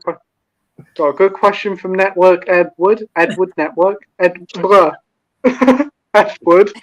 What's your favourite Network title? Very good question there, Edward. Very good company, very reasonably priced. Unfortunately, Very reasonably priced. Unfortunately, no longer with us. Rest in peace, Network. Andy, have you got any Network titles? The one that jumps out to me is the Eurotrash box. Oh no! Which do you like? No one fucking traumatized you. Ironically, there was plenty of assholes in that. Amongst other things. Yeah. I would imagine so, yeah. Oh god. Oh, dear. I remember when that was released. I was surprised it got a release, but it was a massive seller, apparently. It did well. Yeah. God knows why. Well, Oh, it is entertaining, but Jesus Christ, I would have got it, but not at that price. It was so expensive. it was 80 quid, I think. I think I got it for Very- 70. Think of my British chums. No, I'm not paying 80 quid for that. Yeah. I think I remember watching a couple of episodes on Channel 4 on demand, and I was like, yeah, that's enough for me. I What used to about watch you, it Scott? regularly when it was on the telly. Oh, my mum was a big fan of it. I was like, what? That and the word. Yeah, I remember the think word, she's seen yeah. it. Yeah. Yeah. So, what about you, Scott? What was your favourite Network titles? I don't think I actually own a Network title, funny enough. But what I would have liked to have got is definitely the Professionals. That would have been awesome to own. Yeah, it's a really nice set, that one is. Great TV series as well. What about you, Mike Axman? Yeah, I don't think I own any either, to be honest. But I would like to get some of. I think they released some of like Hitchcock's like early British films on Network, so I wouldn't mind picking some of them up. Great stuff. What about you, Nige? I think my favourite ones are my all-time favourite one is the Michael Caine Jack the Ripper. Yep. I also absolutely loved Never the Twain complete series. That was amazing. Sweeney. And there was another one, I can't remember what the hell it was now.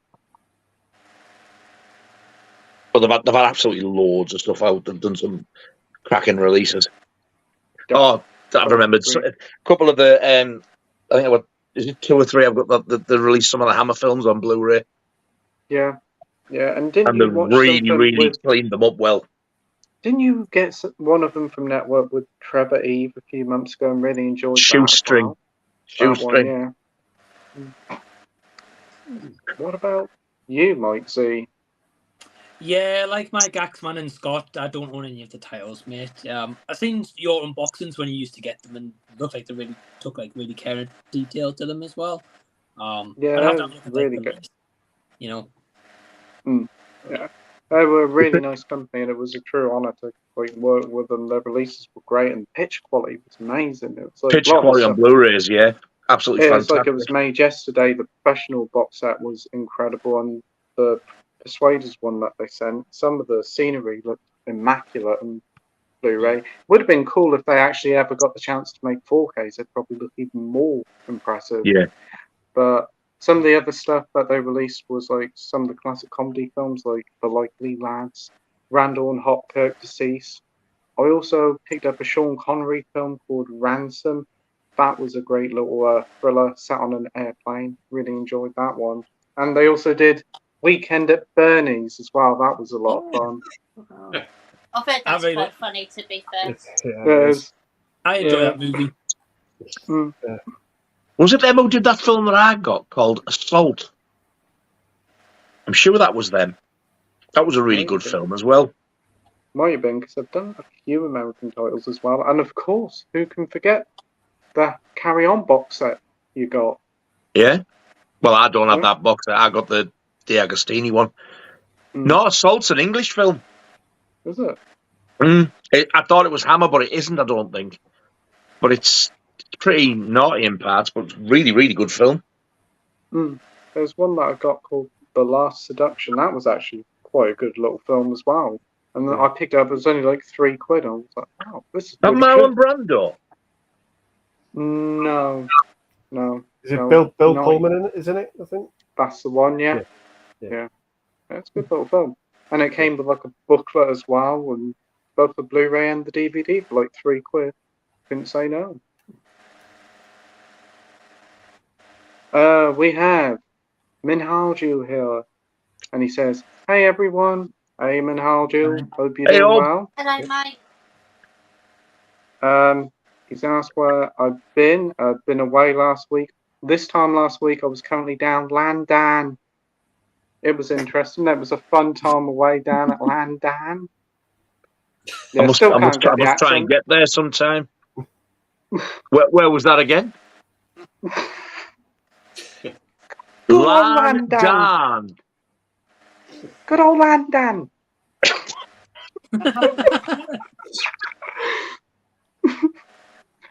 Suffice to say, I won't be doing that accent much again. And it didn't go down very well down at London. People were like, is he all right? You didn't do that in front of people. Oh, for fuck's sake. I remember when we went on the train, the trams, the London Underground. Oh, no. Too much. It was awful. Went the day of the end of the Notting Hill Festival, and we're like sardines inside. Yeah, couldn't move. I nearly got trapped in the doors. I couldn't bear that. I couldn't hardly breathe. I was nearly having a panic attack there. But thankfully, after we went past Notting Hill, everybody left out, and afterwards it was quite pleasant on the Underground. It wasn't that busy. It was just really hot. I don't think I could spend all day, every day, going on a train here, there, and everywhere. No, it's awful. It was quite a culture shock to see how busy like London is at night time. Like even at 7 or 8 o'clock, everywhere's still open. Box still open. Other shops are. hordes of people about. It's definitely when everywhere shuts here at 5:30, it's quite a cultural difference. But it was a really lovely time. Did go on the London Eye. That was really cool. I would have shit my pants. You know what? For someone who's absolutely petrified of heights, I wasn't scared at all. Wow. I was really surprised. I didn't get nervous. I didn't get panicky at all. And this is someone who really is scared walking over bridges, and still kind of is today. No issue at all. Very odd. It was really quite relaxing. Wow. We have Andy Minhaji saying hi to Andy and Scott. Hello, mate. Hello. And we have Sai here, says, has any of us watched the Velocipasta? It's about a priest who can turn into a dinosaur, and it's probably the worst movie I've ever watched. Might see, have you seen cannot this? be serious. Might see, seen this. Really? It exists? It exists. Nigel, honestly, I'm not going to lie. It's absolutely terrible, but it's hilarious at the same time. So cool, like little behind the scenes thing. There's a little bit of a scene later on in the movie. I'll not spoil too much, but there's like someone obviously in this dinosaur kind of costume, as the Velocipasta as it suggests there. And this dinosaur's fighting like a ninja in like one of these final scenes. And what actually happened with a bit of trivia is on the day they were shooting at was in a public park, and like a random passerby actually saw that happening. And they phoned the police being like, there's someone in a fat dinosaur costume attacking someone at the moment in the park. What? Honestly, I would recommend do a watch party. I think you'll really have a good time with it. Wow. Is that Is it on YouTube or has it got an actual physical release? It does actually have a physical DVD, I believe. Yeah. Wow. Wow. I thought for a minute you were going to say, yeah, and a 4K as well. I wouldn't be surprised. Maybe Amazon Germany, possibly. I don't know. Wow. I'm intrigued to check out. It's on the shelf next to arseholes.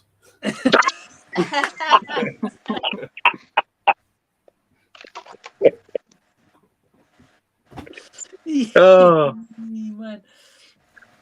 Please do a watch party. If I get these guys on it, I think you'll have a great time with it though. That sounds like a pretty fun idea. Velocipasta. Fuck that, the title, Jesus. Yeah, I'm out on this one as well. Velocipasta. Fuck me backwards. Velocipasta. Yum. Velocipasta. Every time you say it, it just sounds more and more stupid, really, doesn't it? Yeah. It just makes me want to have some pasta. Yeah. I was going to say, mate, it starts to make me think of like spaghetti and shit like that. Yeah. Yeah. Velocipasta. Yeah. Triceratops.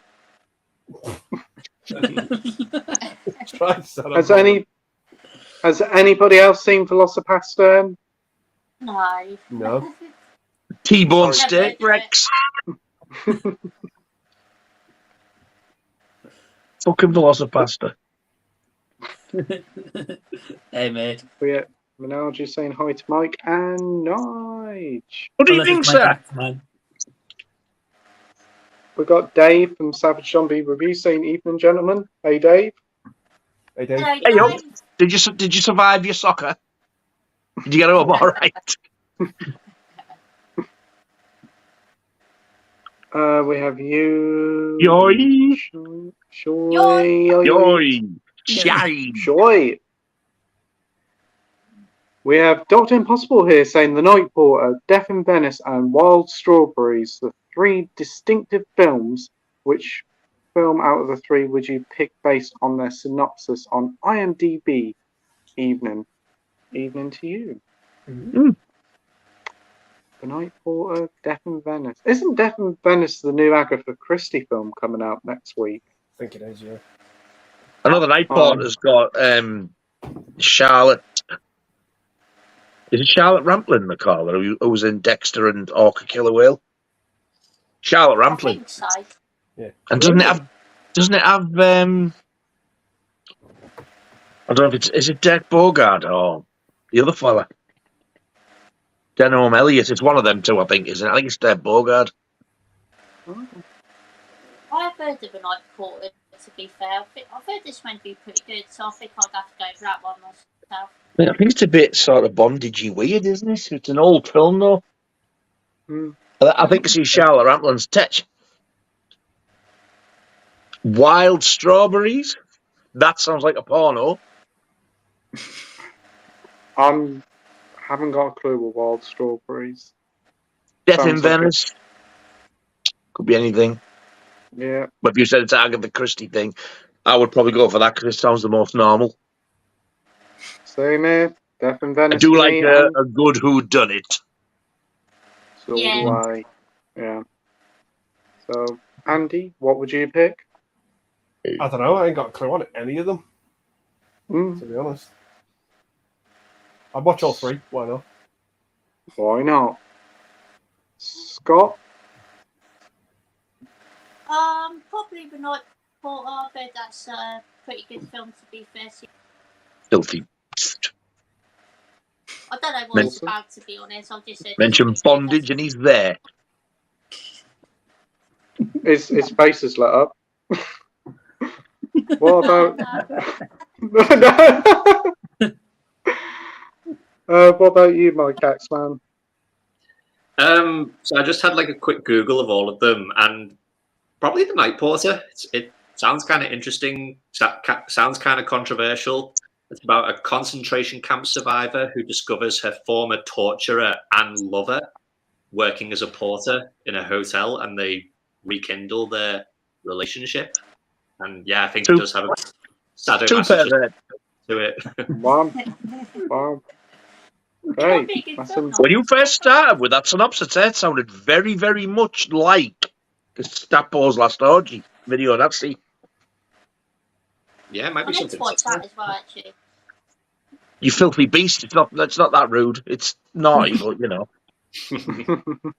whether you get erect and decide to relieve yourself because you're a filthy beast, I'll leave that entirely up to your good self. Nah. When you're about to say no, you're not going to tell everybody. You're going to toss off to fucking gimp suits, are you? No. Nah.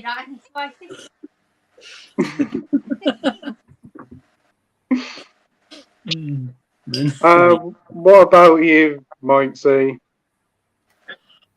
I don't know, mate. Like you guys, I've never heard of any until Mike. Yes, Mike Z. What about you, indeed? Which one would you like to watch? So, which one of these might tickle your pickle? Which one would you like to watch? I'm going to be honest, mate. I think if you mention any of those titles, I think Wild Strawberry sounds different, so I'd probably pick that one. Nice. Took the easy way out there, didn't he? Wild Strawberries, a documentary on strawberry picking for the Wimbledon tournament. Nice. Oh no, I'll go to sleep. Then I'll pick Night Porter or something. Then instead.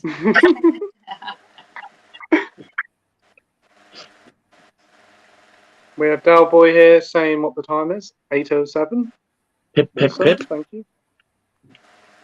Right, we've got Minhaji saying, guys, if you haven't already, please, everybody, subscribe to these guys' amazing channels. They work hard to deliver content to us this week, and like and subscribe.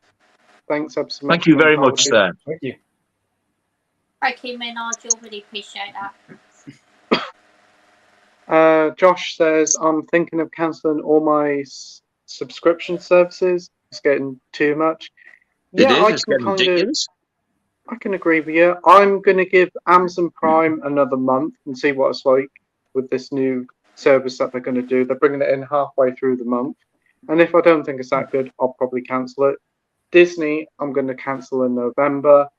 And I'm actually going to subscribe to Paramount Plus because I quite like the content they have on offer. And he's had backhanded.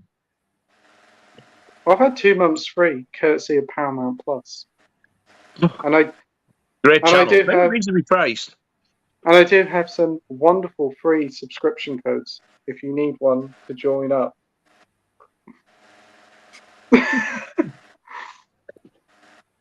Totally not sponsored by where Paramount a fucking Plus. weasel wouldn't, doesn't he? Free all of that. Who says no to a free trial? Or 3. Shudder's also really good. I had a 3-month free trial for that. That's pretty good. Also very reasonably priced. Shudder's pretty good, actually. It's all horror. All the majority of it. Yeah, there's a good selection of stuff there. Some of the original stuff's pretty good as well. I see the Creepshow TV series is getting a physical release next month as well. That'll be season 4. I've already got the first 3. Yeah, no, it's all 3 over here. It is for the first time in the UK. The American ones are better. Get the American ones, right. Especially the first series. The slipcover glows in the dark. Does it? I think the second series is just like really heavily embossed, really nice, and the third one it's not embossed out, but it's still a nice slipcover. I can't see you getting that over here. But it depends what you like. Some people don't give a shit about slips and stuff. I think it's just a standard release over here because I've seen the pictures, but I guess we'll find out when it comes out. It's nowhere near as good as the film. However, it's still a great little series to watch. Never seen Creepshow, the original. Get that on your lists. Great. Yeah, great film. Next week I'll add it to the list then. Or I may have watched it before then. You never know. I do. You won't have. You never know. What about you, Andy? Might do. You never know. You turned me the fucking last word, didn't you? I do. You won't. Well, what about you, Andy? Streaming services. Would you cancel any of them that you've got? All of them, if I could. Yeah. What about you, Scott? Would you ever think of cancelling any of them? Yeah, definitely at some point because it's getting ridiculous now. To be fair, and they're just getting too much money. So yeah, definitely. Mike Axman. Yeah, I probably will too. I mean, I probably will cancel Disney soon because, I'm watching that full Monty show at the moment, but it's literally the first thing I've watched on it in probably 6 months. So I'm just wasting my money with them, to be honest. I'm just not using these services, so I may as well just get rid of them. That's true. Yeah. Nige, what about you? To be honest, there's Netflix, Amazon, and Disney, and Laura pays for them, so they come out of her bank. But I don't think she realises it's going up. I think she might cancel that. Obviously, I'm signed into this one. I can use them, but the last time until sort of Saturday night. Well, when did we have that watch along? Last night? Night before? Last night, yeah. Last night. Fuck me, feels like 3 days ago. I used Amazon. No, I didn't. I used Disney Plus for the first time. It must be about a year. Yeah. I used to watch Family Guy on there for quickness. But it just so happens that both Predator and Commando were on there for different quickness. If it hadn't been for that, it still wouldn't have been on. Yeah. And what about you, Mike C? Yeah, so I don't really pay for subscription services. I have a couple where maybe Emma pays for a few, or maybe a friend let me log in and stuff. But a bit like you guys, it's just too expensive to have each and every single one. And then sometimes the movie you want's not on any of those subscription services, despite how many you have. So sometimes I just seal the 7 Cs, to be fair, if I want to watch something. Or physical media. They're really cutting down on that, though, as well, aren't they? Login share detail things. Yeah, that's one of the things that Disney's doing now. And I heard Netflix were going to do it if they haven't already. How much is Netflix a month? I ain't had it for years, and it was only about 10 quid or 8 quid a month.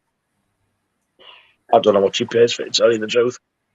I think there's different tiers, isn't there? There's ads, ad-free, and 4K, and I think the 4K one's about 15 quid a month, if I'm not mistaken. Yeah. I think so. Are you there? It's either the dog or a poltergeist. And how do you say these guys are awesome? They absolutely are. Thank you, sir. We have Mike DVD and Blu-ray collection here saying, "Hey guys, hey Mike, thanks for joining." Hey up. Hello, Mike. Sorry, saying Dalboy's the automated YouTube clock. Oh, clock. And Sorry says, stay strong, Josh. Absolutely. We've got Peter saying, oh, and also got Wacko, Incredible Mountain Man 4K, 3 t-shirts, 3 tote bags, and a bunch of £5 DVDs off the sale. And a partridge in a pear tree. I don't have it on 4K, but I do have the Incredible Mountain Man on Blu-ray. It's a really, really enjoyable 70s film. Is that on Arrow, if I'm not mistaken? Yeah. Oh, I've got it on Screen Factory. All right. Yeah, I think it's released over here on Arrow. The 4K that he's just got, it's either Vinegar Syndrome. I think it's Vinegar Syndrome. Tyler Never Severin. Yeah. It'd be Vinegar Syndrome because he's bought a lot in the sale, and he. Yeah, and he says Showgirls is awesome. Yeah, I know you're a big fan of it, Peter. I really enjoyed it. Dr. Impossible says, give me a cinematographer in the last 50 years who you feel captures the essence and uniqueness of light and dark in a film. Wow. Okay. Great question. I don't really know the names of any cinematographers, I don't think. I don't either. No. The only one I can think of is Roger Deakins for 1917. Yeah. Yeah, that's a good one, to be fair. That's a good pick. The cinematographer for the guy who did, I don't know, Oppenheimer, there you go. Was it Christopher Nolan who did the cinematography for that or whatever? But I thought that was pretty good. It's really quite a hard question. Anybody else got any answers for that one? No. Don't really know any cinematographers, mate. Sorry, saying Roger Deakins is possibly the best cinematographer around at the moment. Looks like even Queen was his best decision. Peter says, Playtendoguy, you should definitely watch Showgirls. Okay. With some tissues. I'll try and watch it and behave. Ooh. What was I going to say? That's a very sad story. You might cry is all I meant. Oh. Is it a very emotional one, is it? Well, I don't want to spoil it for you. You're better off just going in blind. Oh, dear. Oh, I'll watch it with my parents then. That should be a fun time for them. Oh, they'll enjoy that, yeah. My dad probably will. I'll add that to the list with Creepshow and probably add them next week or the week after for top 3 to watch. We need somebody to pick as well because it's still level pegging for those 3 you've just picked. Yeah. So you guys in the comments, we've got 23 watching. Megan, Evil Dead Rise or Smile? Which one do you think? If it's still even at the end of the night, I'll put a poll out tomorrow on the channel and you can vote on there. And the one by Saturday or Sunday who's got the highest votes, that's the one I'll watch. Right. We have Minhaju saying, has anyone seen the trailer for No One Will Save You? It looks like a really good alien invasion horror film. I did see a trailer for alien film just before the stream earlier today, and it looked pretty good. I think it was a foreign language film. I don't know if it's this one or not, but it looked pretty good. Has anybody heard of this one? No. I think I've heard of it, but I haven't seen a trailer yet. One trailer that did pop up this afternoon, and it might be this one, but I don't know what the title of the film was. We got Minhaju saying, Mike! Fuck me, that was operatic. Operatic. Operami? Fuck me, you sound like an opera singer. It's a fucking feeling in his face there. We've got to give it the expression and the heart to it. Appreciate it, mate. That's what it was. Marvel fan says, has anyone seen a TV show, Car 54? Where Are You? With Fred Gwynn and Al Lewis from The Munsters. Watched the first 20 episodes from season 1 and I enjoyed it, and it has a really catchy theme song. Haven't seen it or heard of it, but got the two guys from the Munsters in, so may give it a watch. I gather it must be 60s. Anybody seen that? It's black and white. I've seen little clips. That just didn't appeal to me. Never heard of it. I think Fred Gwynn's a cop, but I don't know whether Al Lewis is the other one or what. I don't know. I haven't watched it. I'll have to have a look online about it, Marvel fan. We have Delboy here saying, if Hollywood could go back and rescore and expand any film score to pristine condition with new cues, what film soundtrack would you choose? Oh. Okay. I don't like that question because the film I was going to pick, I wouldn't want it rescoring. I'd just want it expanded and released. Not that there's a great deal of it to expand, but I know there is some unused stuff. What would that and be? mine would be An American Wealth in London. Yeah, that's a good pick. If there's not enough, which I think there should be, I would also say the Fright Night score. I don't know whether that's at an official release, because the CD I've got of the Fright Night score sounds a bit shit. It sounds a bit muffled. I don't think it's... I do like the Fright Night soundtrack, so that's a good shout there. What about you, Andy? I was going to say Never Ending Story, but no, I just said Fright Night. Fright Night. Yeah, I definitely Fuck agree. me, I love the music in that film. It's amazing. That nightclub music is so good, that party music. You can get that, you can get the songs, that all the nightclub ones you hear are all on it. But it's the actual score, like Brad Friedel's like synth score, you can get it on CD, but it just doesn't sound great. It needs remastering from the original tapes and getting a really, really decent vinyl release. Yeah, I agree. That'd be good. What about you, Scott? I'm afraid I'm gonna have to go with Fright Night as well, because I really can't think of anything else at the moment, to be honest. And the music in that film's absolutely stunning as well. So yeah, Fright Night's a great pick from Andy and I. Yeah, definitely. No worries, sounds good to me. Mike Axman, what about you? Yeah, I mean, honestly, I can't think of anything else either, so I might have to say Fright Night as well. But just while we're on Fright Night, this is kind of going off topic a little bit. I was meant to bring this up before, but did you guys know that, you know, the woman who plays Charlie's mum in Fright Night, did you know she's in Jaws?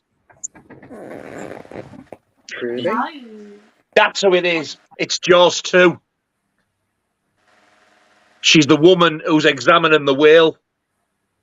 Jaws 1. I think. I'm thinking of the wrong one then. Not very good That picture. woman who's examining the killer whale on the beach in Jaws 2. Oh my God, it's her in the water. Yeah, her in the water. I found that out yesterday and I was like, oh my God. Oh, that's what she said? Yeah. Oh my God. Yeah. I did not realise that was a... Blew my mind, that. Well, suck me raw. That's Charlie Brewster's mother. Yeah. There is somebody, though, and I don't know who it is. Have you seen Jaws 2, Mike? Yeah. Where they're measuring the killer whale that's on the beach. Yeah. Hair with the hat, I think Elgin's the caller.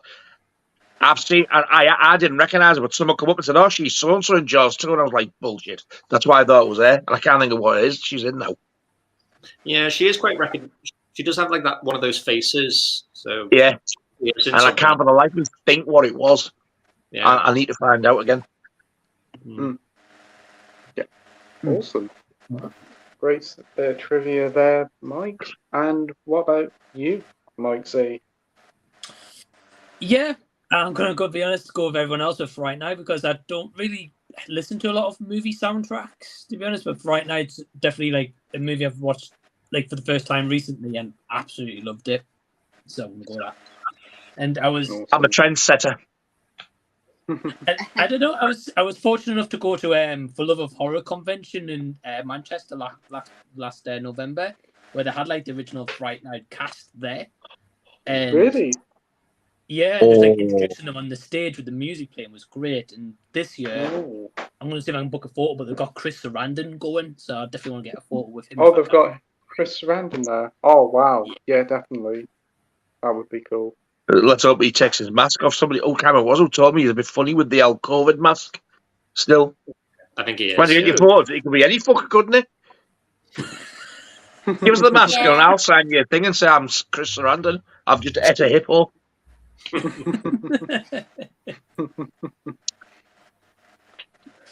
We got Peter saying Megan was all right, a lot better than that terrible Child's Play remake. I think it's a lot better than any of those terrible Child's Play films. I'm just sick to death of them now.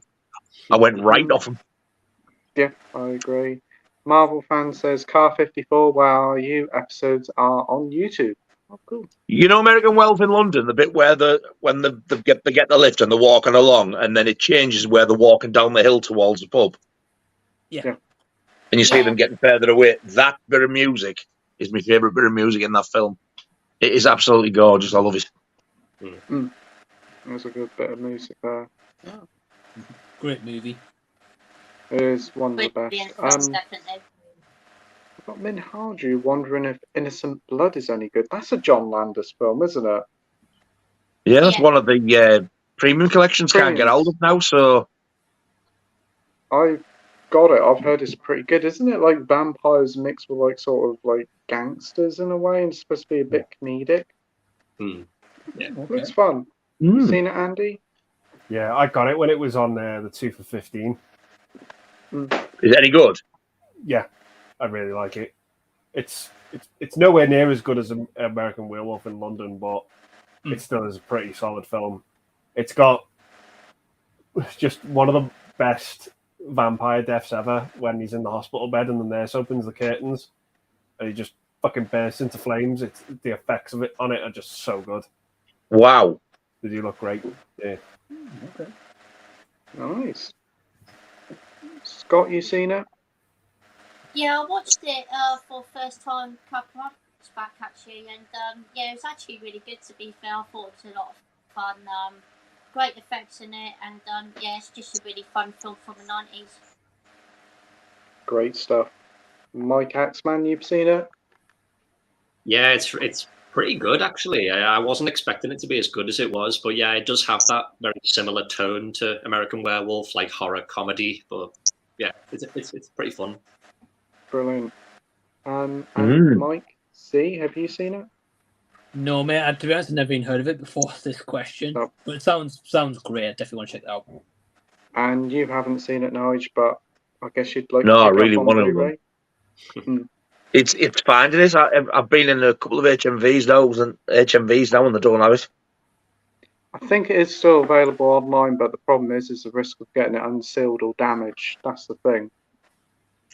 Yeah, especially the way that the last one I got turned out. Jesus. Yep. Well, I hope if you get it, Minhaji, you enjoy it. Dalboy says singing. There's a hold up in the Bronx. Brooklyn's broken out and fights. La la la la. Oh, it's been on the map again. Is this from the Teenage Mutant Ninja Turtles theme song? I have no idea. I don't know. I have no idea. Dr. Impossible says Alberto Cavalcanti directed a post-war film called They Made Me a Fugitive. Are there any post-war period films that you've seen that stand out to you?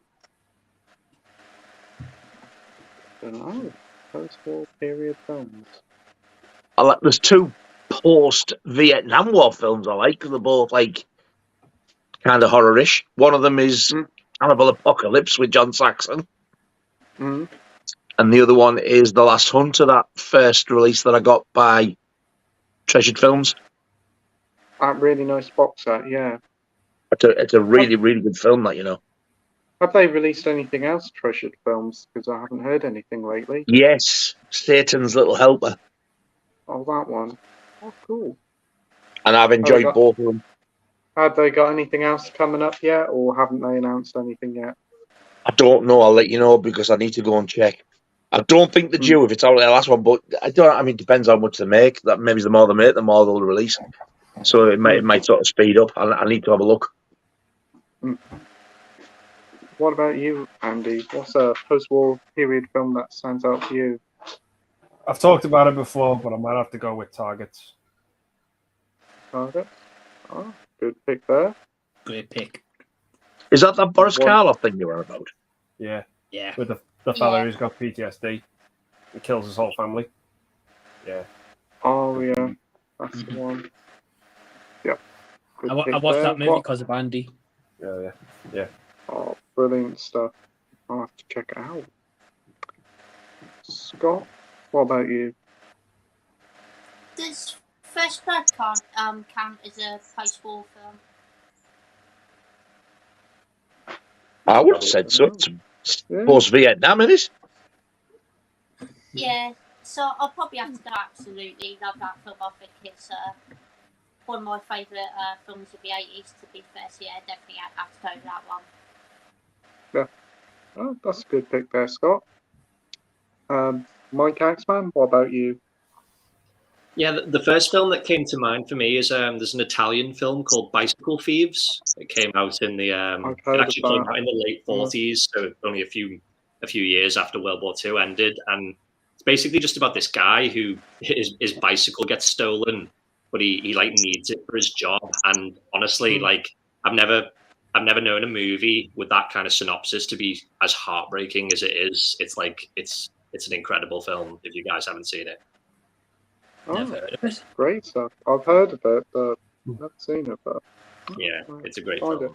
I think I've took the name post-war the wrong way. By post-war, I thought like the content of the film was like after a war.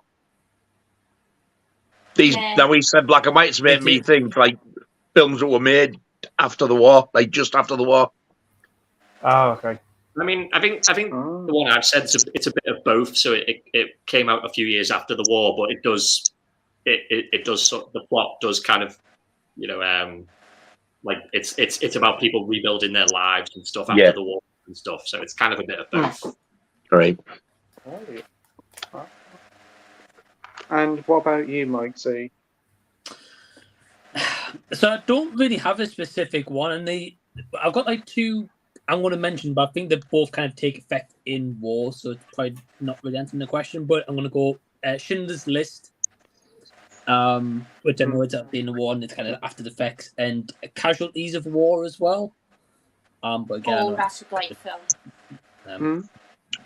Yeah, but again, mate, I think they're both kind of wars. Yeah, I can't really answer the question.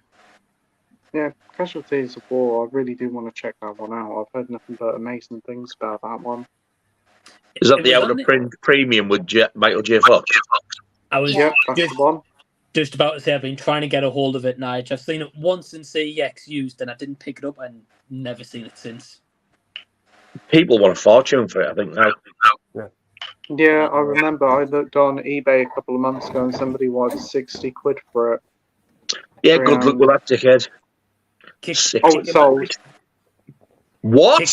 People will pay it. People will pay it. I looked the next day and it had sold, and on the sold list, and it sold for the 60 quid pre-owned. Holy mother of fuck tits. Kicking myself because when I seen it CX at one time, it's like basically about 10 minutes from where I lived. It was like £15 used. There was a little bit damage to the box. I was like, no, I'll leave it. But I say I kicked myself ever since. I think I remember seeing it once in CX for like 8 quid, but I never really collected films at the time, so I didn't really know no different. But wow, it's amazing how these premiums go up, and they probably will go up even more now they've finished the line. Well, I wonder how time after times, I wonder what that's going for now. Don't know. There's quite a few of them that's gone out of print, like Little Shop of Horrors, that's gone out of print a little while now. Yeah. I mean, even that one Andy mentioned before about the 215, like the Innocent Blood, was it? Innocent Blood, yeah. Like that one he said I was print as well, so. Yeah, strange. Wait until Dark's out of print now.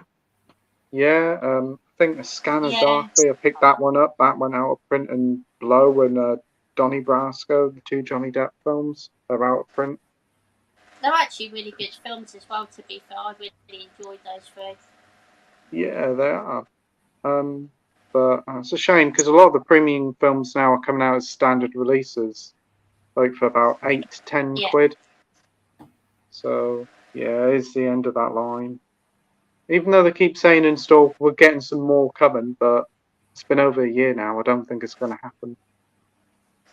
We've got Delboy here saying, sorry for the typos tonight. Blurry vision started again about an hour ago. Should get better soon. Well, I hope you feel better soon, Delboy. You take care, mate. Yeah. Always here. Definitely. Definitely. Right. Richard says Godzilla -1 is the new title of the new Zilla film. It's getting an Asian and US cinema release towards the end of the year. The FX looks really impressive. No man in rubber custom, Nigel. Oh, yeah, that's the title I've heard, and a lot of people are looking forward to it, so I'll probably check out the trailer for it. Marvel fan says the latest release of Carry On Christmas on DVD was put out by Network, but luckily I got my copy a few weeks or months before what happened to the company. Ooh. Yeah. There's still quite a lot of Network releases about, like the standard editions, but those special editions you need to keep an eye out for because they're going like hotcakes now. I see a few weeks ago, AJ picked up a big box set of Stingray on Blu-ray and watched the unboxing of that, and that looked incredible. So many like reproduction comics and booklets. Really nice little set. So they really did go out their way when they did these special editions. So it's a shame that they've gone because they were apparently working on the Sweeney on Blu-ray, and that would be an amazing transfer. Oh, man. That would have been brilliant. That would have been definitely. It would because they were all shot on film. Because they did the first episode of Regan on Blu-ray. Yeah. And they did the films on Blu-ray, and the films look amazing. Yeah, they do. Such a shame. Pete says, I've got the one Blu-ray of Innocent Blood, but I haven't watched it yet. It seems cool, and who doesn't love a soft spot for 80s, 90s, and Pariliard? Oh yeah, she's a French actress. So Anne Paragit, nice. So Minhalju says, Scott, can we get a Home Alone facial expression, please? That would be quality. Like that. Yeah. I actually think he wants a live rendition.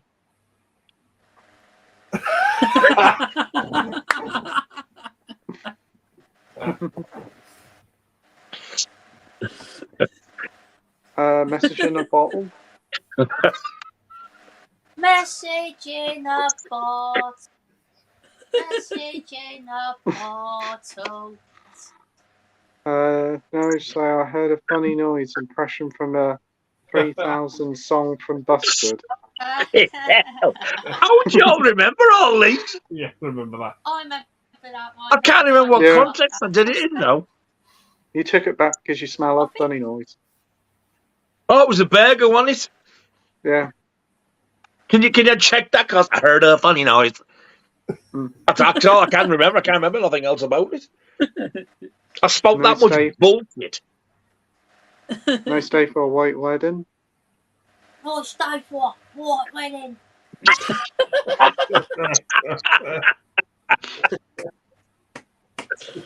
Or my sort of deck. I would buy that for $1.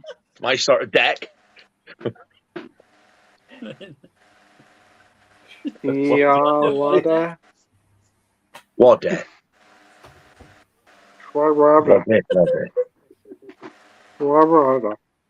Scott says time for. Was that I come out with? I don't know. Scott said it's time for a wonderful song. Could you kindly please sing us, please? Sing us. Sing for us. Sing for us.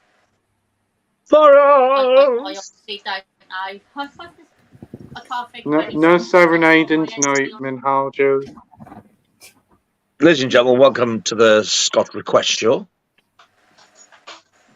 We've got Dr. Impossible says, what's the most political film you've ever seen that makes you fume about a particular subject matter? That's a good one. Oh.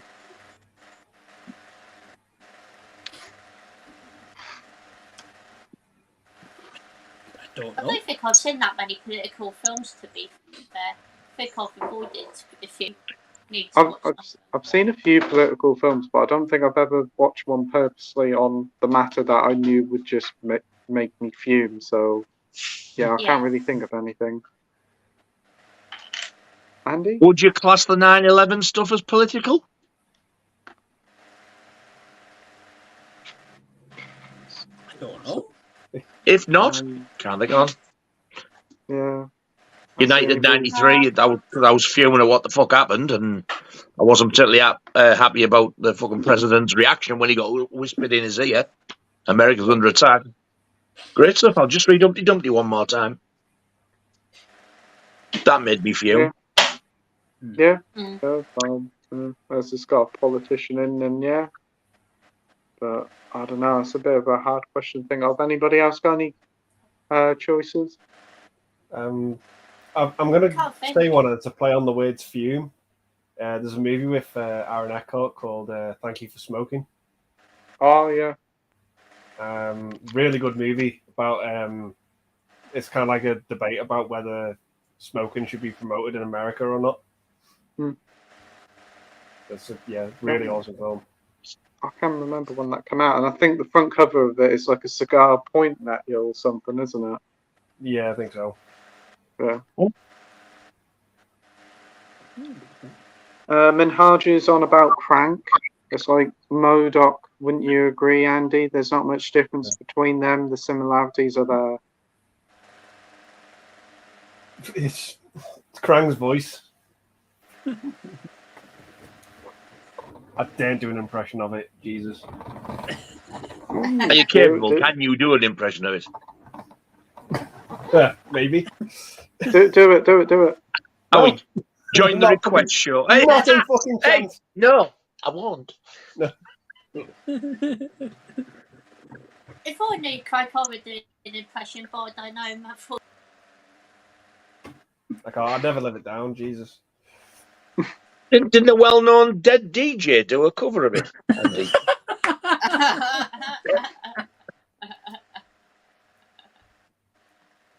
He might have, Nigel. He might have, yeah. And the toners.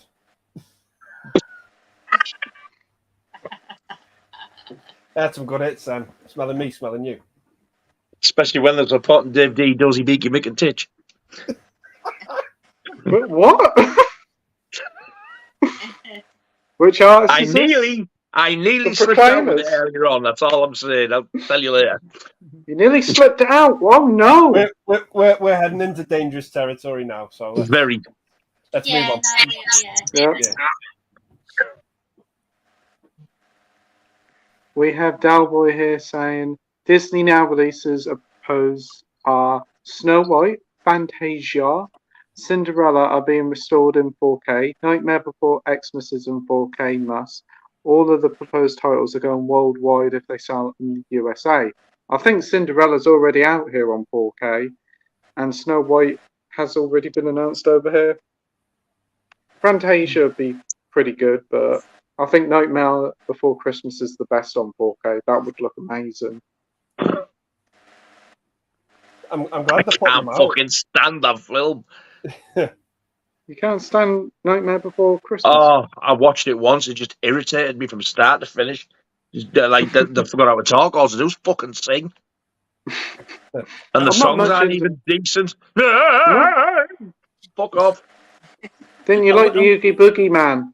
Or whatever he's I didn't like anything about it.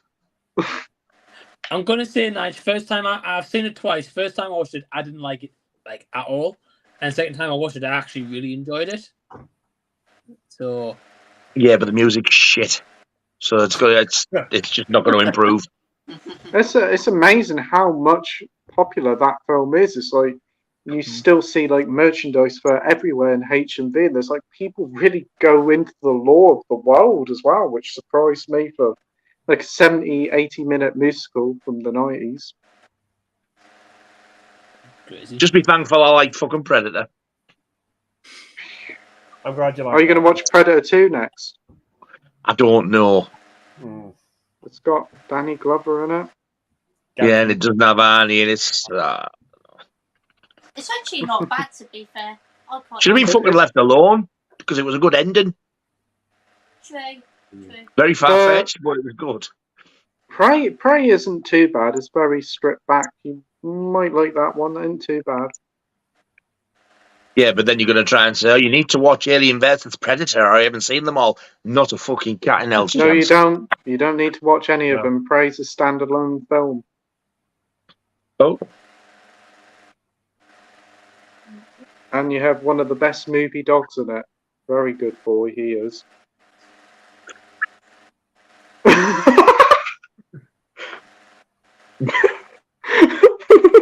very good boy he is. Wow. Oh, fucking hell. Delboy says, why? How would us at gunpoint for UK releases of these based on crap USA buyers? Yeah, that's true. Mhm. But I think they will release over here. It's just like, it's very strange. They've said, like, we're going to release Disney Plus films, TV shows, and we're going to release these films on 4K. But they've said Australia, we're not doing anything more for them, which is odd. Maybe that's the worst place in the world for sales. Maybe. Of disc. Could be. I'm not entirely certain. I think it's expensive for films there. But They're more bothered about going and sunbathing and throwing fucking shrimps on the baby than staying in and watching films. The weather over there's ridiculous, and the spiders. I think Fuck if I that. was in Australia, I'd stay inside and watch film that'd be too hot. Yeah, till the spiders get to what and come in and sit in your lap. Yeah, remind me not to go to Australia. Fucking huge Got and to. all. The Yeah. small ones are bad enough. Don't need big ones as well. Mhm. Dr. Impossible says if Pacific Heights does come out in the UK, it will be Sony. Revolution Films deal with Morgan Creek International licensing, but if it's not up to on Hollywood's classics for distribution, forget it. Yeah, so highly likely not going to happen. It's a shame. Because the Sony ones who are capable. Well, I've been looking for. I see what you did there. Last summer. Yeah. Sony, they seem to be restricting their 4Ks now because they've been after the 4K of Blade Runner 2049. Heard it's a great transfer in that. Everywhere sold out of it. HMV, CX you can't find it. Amazon sold out. And when I went to Pop, they said Sony's not doing so many 4Ks now, and they're restricting what films they re-release. And apparently Blade Runner 2049 is one of them. They'll get stock eventually in the next month or two, but they're changing up how they release it. So what the heck is going on with Sony? Weird. I don't know. And they're the ones that created the 4K format. I don't know what's going on with these companies, Pete. Like as you mentioned, if they're selling out of Blade Runner 2049 everywhere, why would you not release more of them? Because you're making money, everyone's buying them. Yeah, they've just not been re-releasing them for some reason. It's very odd. I thought it was a Warner Brothers release, but no, it's apparently a Sony release, and that's why you can't find it nowhere. Sold out. Odd. It's a bit like all the Sony films Bizarre. not coming with slipcovers as well. A lot of people are getting upset that more like the new Spider-Man film won't come with a slipcover over here, but in America it will. We have Dr. Impossible saying Indicator has no deal with Revolution Films. It seems like Sony has departed from Indicator camp and headed off to medium rare, or to do with Ishtar. Nice. Edward says, what's your thoughts on that Wilco HMV rescue deal? It's big hurdle as suppliers demand nets paid. Well, HMV's apparently stood back on it and B&M's bought Wilco. Either way, it's sad that people are losing their jobs, and another iconic stores leaving the high street, but I can't remember the last time I went to Wilco. That's the thing. H&V were gonna rescue the band of Wilco. That sounds weird, says Peter. Edward says, what's your thoughts on CITV Children Channel closing after 40 years? Wow. What CITV's no more? That's a shame. I guess it's all gone online, very much like BBC. I remember City on it. Yeah, City on CITV and SMTV Live. What about you, Andy? Did you used to watch CITV as a kid? I could do a full whole couple of streams on this because CITV was just what I grew up on. Introduced me to so many shows. Like you, I remember SMTV Live. That was like, watch that religiously on Saturday mornings. Yeah. S&M TV. That as well. With that, Ant and Dec. Oh. And Cat Deely. Is it Cat Deely? Yeah. That Pokemon and Sabrina the Teenage Witch just Saturday morning was like... Yeah, because they showed that in between episodes, didn't they? Wasn't Art Attack as well? That was on CITV with Neil Buchanan. Coming home from school on Saturday mornings, watching Batman, Animaniacs, Pinky and the Brain, Freakazoid, all of that. Steven Spielberg produced cartoon stuff. That was amazing. So many shows, even the British shows as well. Yeah, I can remember the CITV series My Parents Are Aliens. That was quite fun. Yeah. But even like the earlier stuff like Michelangelo and Zap. Like if you ever remember, Zap was like fucking trippy. Zap is weird. Zap is trippy. Like if you ever remember. Well, there with the pigtails in the window, you used to do that. Yeah. I think it was all like my kids used to watch it. Yeah. Wasn't the artist Neil Buchanan? Neil Buchanan was the artist in that. Yeah. Neil Buchanan. Yeah. And you had the yellow glove and the blue glove, and it was weird shit. Oh god, it was fucking trippy. He's now in a rock band apparently, Neil Buchanan. That's which surprised me. I thought he was dead. No, he's in a rock band. He's in a rock band. I swear to God, I already died. No, he's still kicking. Also, I can remember Bernard's Watch as well. That was a good one. Yeah. Do you ever remember Wizardora and the Riddlers? Because I used to watch them as well. I can remember Wizardora's. Wizardora was awesome, and the Riddlers was great as well. It was one of the best catchiest theme tunes. The Riddlers. It was fucking. Yeah. It was still kind of creepy. Wasn't Tots TV CITV as well? Tots TV, Rosie and Jim, all of that. Yeah. Yeah. Oh, I used to have Tots TV when I was a kid. Jesus fucking. Yeah, honestly, I could go on for ages about it, but it's a dark day. But kids ain't watching it anymore. That's why it's gone. No. Yeah. No. And probably because all the stuff they put on it was probably crap anyway. Yeah. But the best way to watch all that old stuff is YouTube, because there's people who actually recorded it and still put it on YouTube. Oh yeah. Yeah. Yeah. Even the old adverts as well. Oh, sometimes it's fun just to sit and watch old adverts from the 90s. Like, I remember that. I remember that. Honestly, I remember watching old SMTV shows, and the adverts were like, "Get your CDs at Woolworths." It was just like, wow.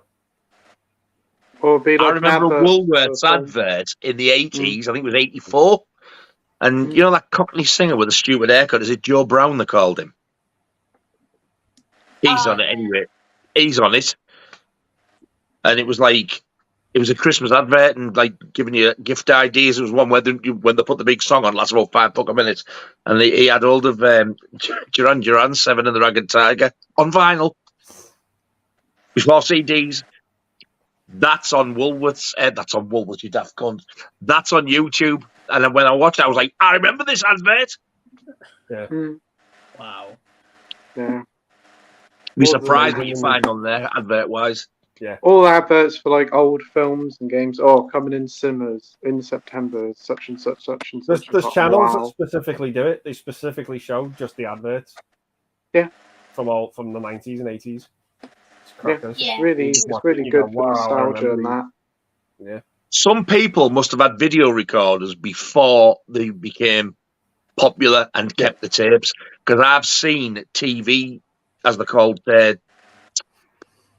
what they're called, not a trailer, it's called TV spots. I've seen them on the YouTube, and they're still like certificate X, certificate AA or AA. It was before all the 18 and stuff, and you watch it, fucking hell. Yeah. Crazy. I used to love Art Attack. Yeah. How as well. I can remember that one. Oh yeah, that was great. Yeah. I remember How in the 70s. I think that's why when it came back in the 90s, it was called How too. It was still Fred Dinage though. Yeah. He's still about. He's doing like true crime documentaries on Sky now. Yeah. I was like, wow. There was a video game show called Bad Influence as well. It talked like about all the modern video games, and like there was a show called The Big Bang, and it had him in it from How To as well. The younger fella. Yeah. Oh no, that wasn't. That was BBC Smart, wasn't it? With Mark Smart, Spade. Smart was. Yeah, that was tragic. What happened to him? It certainly was. Yeah, very sad. Who's that? Mark Spade. Who's he? That name sounds familiar. He was in Smart. He was like cartoonist. a massive kids presenter, wasn't he? And then he used to be on Smart. And he used to actually, before SMTV, he used to do a show called Scratchy and Co on Saturday mornings, where he had like a orange plastic wig, a blonde plastic wig on, and he used to show all Warner Brothers cartoons and Batman. Oh, and I think he actually did some CITV stuff as well before BBC as well. I heard he got into some drug trouble with his girlfriend, and his girlfriend was found dead at their flat or their house. And then he went missing, and the police did a manhunt for him, and then they found him. He'd hung himself in a train station. Holy shit! It was absolutely tragic what happened, because he was like a childhood icon of mine. Yeah, it was shocking because it was like all over the news. There was a massive hunt for him everywhere. Yeah. It was about 2007 or 8 when that happened. That's awful.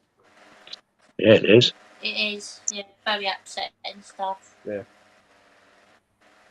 I couldn't believe it. I was just like in shock. Like, yep.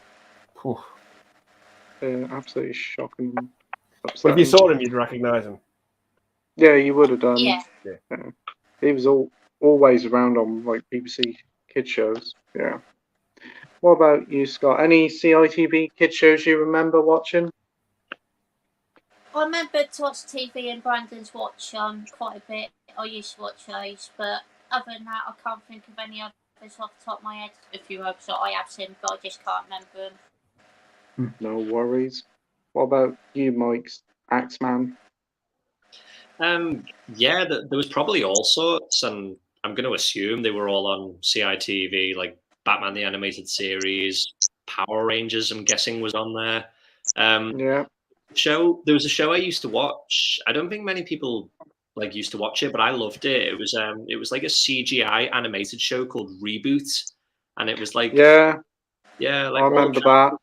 They were like, the world they lived in was like, it was like a computer mainframe or something. It was really weird, but all the characters had like names like Megabyte and Matrix, and it was kind of meant to play on the whole sort of, you know, computers and like the CGI is very dated now, isn't it?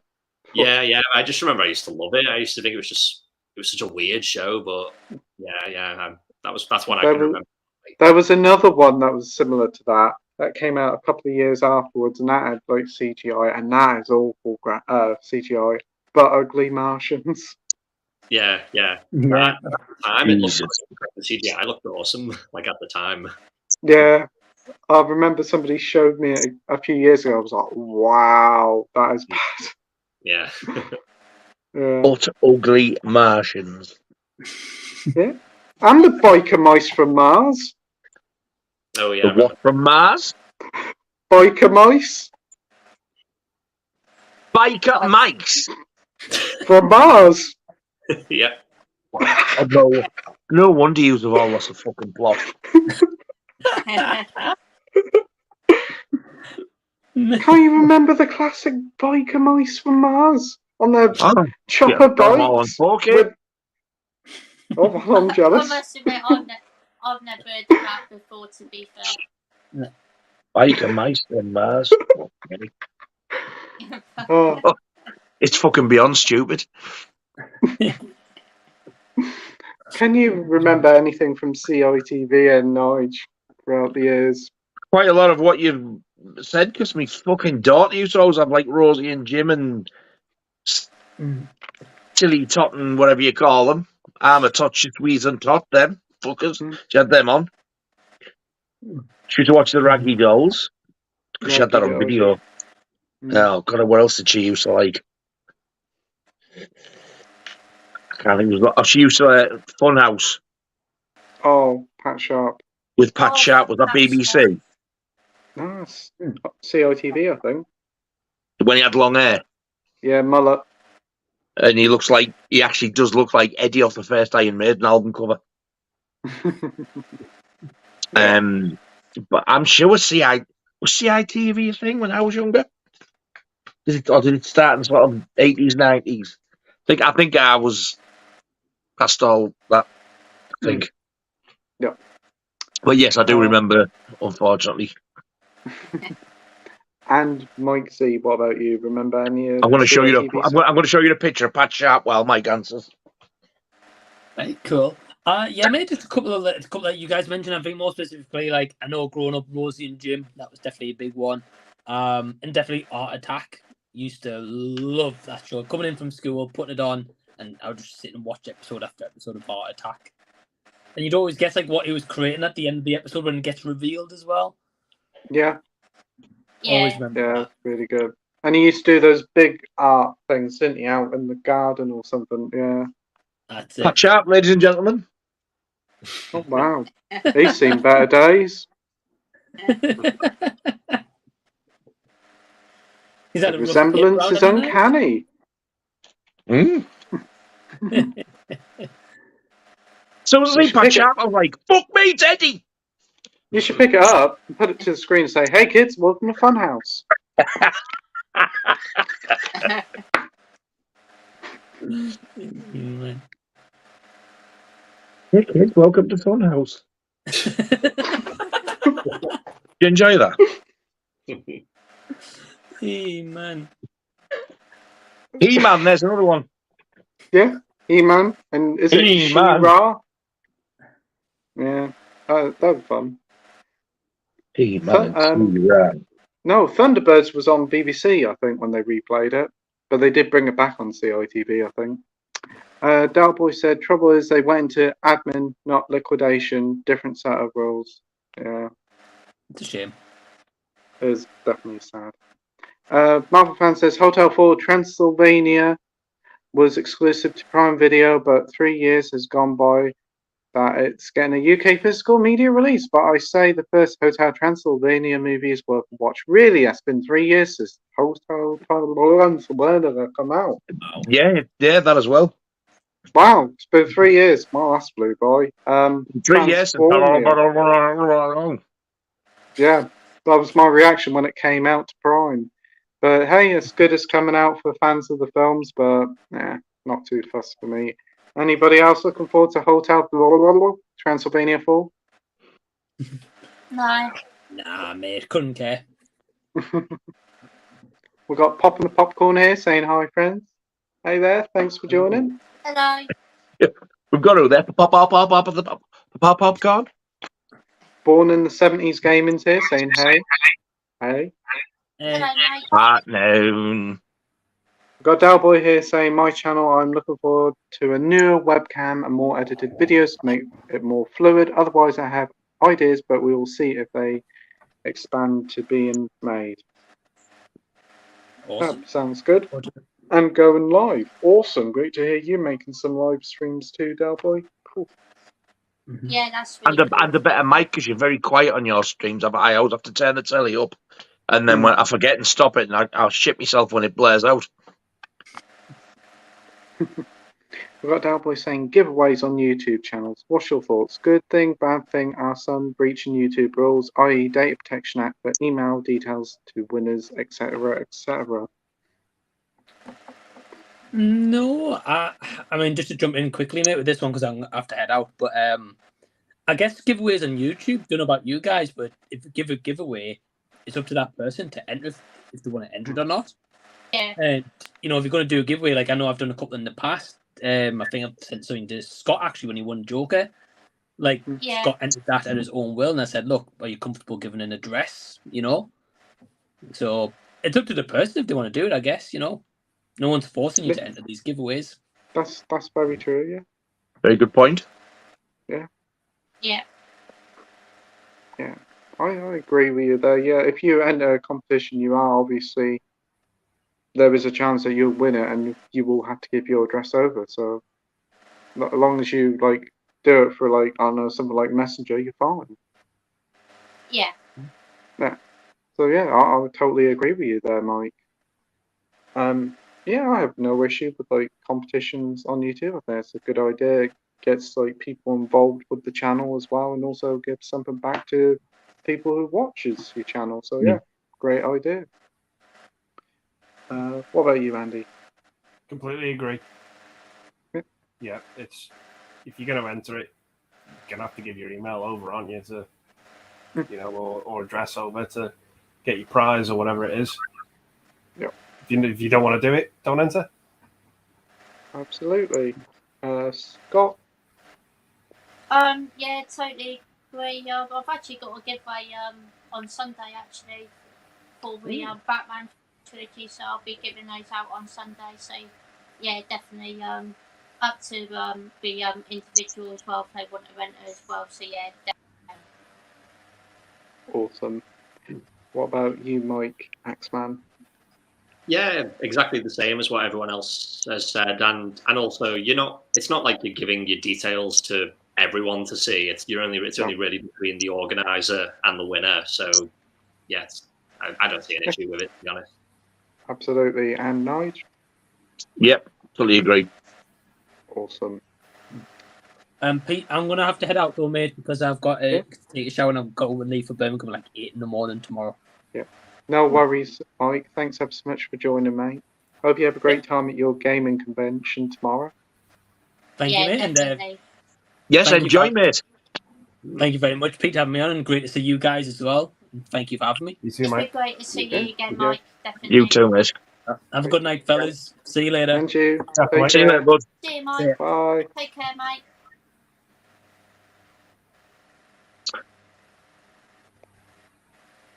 And then let's try. And then there was 5. But yeah, thanks ever so much for Mike for joining the stream. Great to get him back on the channel, and be sure to subscribe to his channel. I'll be sure to leave the link in the description down below to his new tournament that he's going to be doing. So yeah, definitely going to be a cool thing to sign up for. And it's a good thing to get the whole community together. Dalboy says, yeah, quizzes as well are scrutinized by YouTube, i.e. is it gambling? You have to state you're not affiliated with YouTube and its license.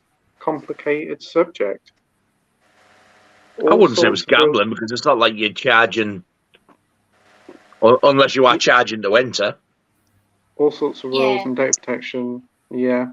I wouldn't say it's gambling because there's not you putting money away and getting more money back.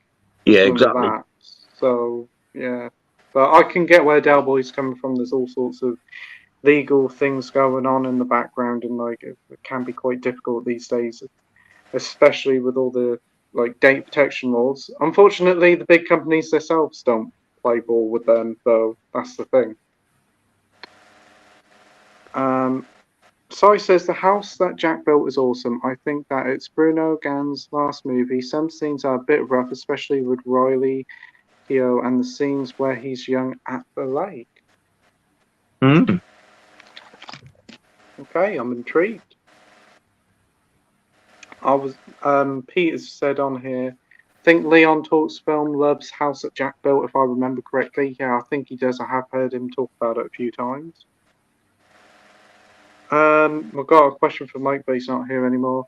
What ice cream flavors are there in that mini video you uploaded on the channel? Because I remember there correctly, there's 2 flavors, Cocoa Pops and Rice Krispies. Wow. If you check out his... I haven't actually seen those little shorts yet, so I'll have to check those out, but I don't know. Time is 9:16, so we're just over an hour behind.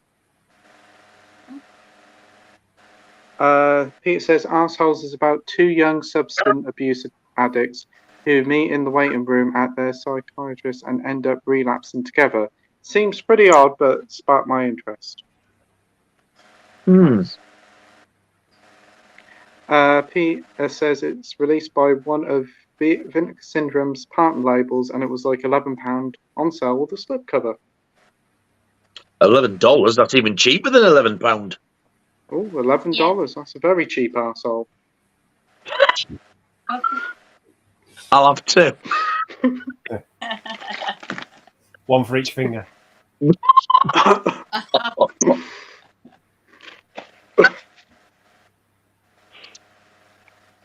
Dr. Impossible says, I was lucky to get Out restored by Network before it vanished for good. Yeah, that literally released a week or 2 before they went away.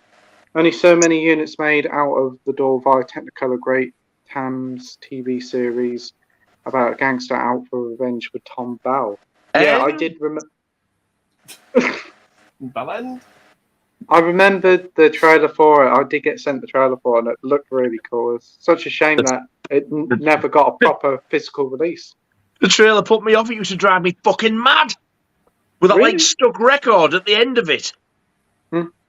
Oh my God, I don't want to see that's good. Do my fucking head in. The remastered trailer, like I think it was different music because they'd done all different things to it, and it looked really good. But that's such a shame that it won't actually go into like places like HMV now. And what's going to happen to all those?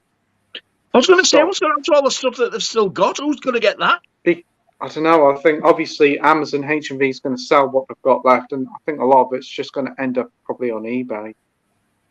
But this Out, I think that's this Out. Obviously, it just come out, so there's going to be hordes of copies of that. That's probably just going to stick in a warehouse somewhere. Such a shame. Such a shame. Right. Where is Lucy? I wanted that. I never got around to getting that. That hadn't been out long either. Such a shame. Peter says, I did make a pretty big order for Vinegar Syndrome this Labor Day sale, but didn't spend a fortune on it. A lot of the offers were very good. Yeah. Are you still doing your Arrow big sale pickups, Peter, or not? Because he used to do a lot of trading, save up, and then get like a load of arrows when they go on sales. He's got a very good collection, Peter has. Assault was Network rank film. Oh. I thought it was. Really, really good film. There's a link for an arsehole if anybody wants one.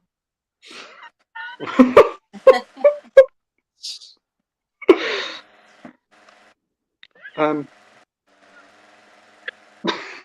know how to reply to that. If anybody wants, you know, like yours has dropped off or anything. Yeah. There's a link for an arsehole if anybody needs one. He says Charlotte Rampling played the psychiatrist in Dexter, yes. Oh.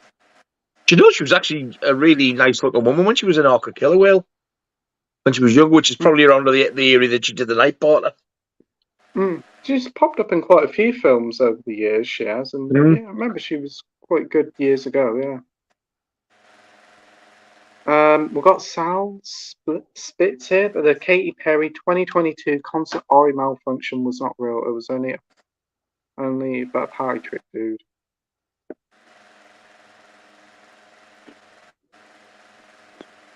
I don't know.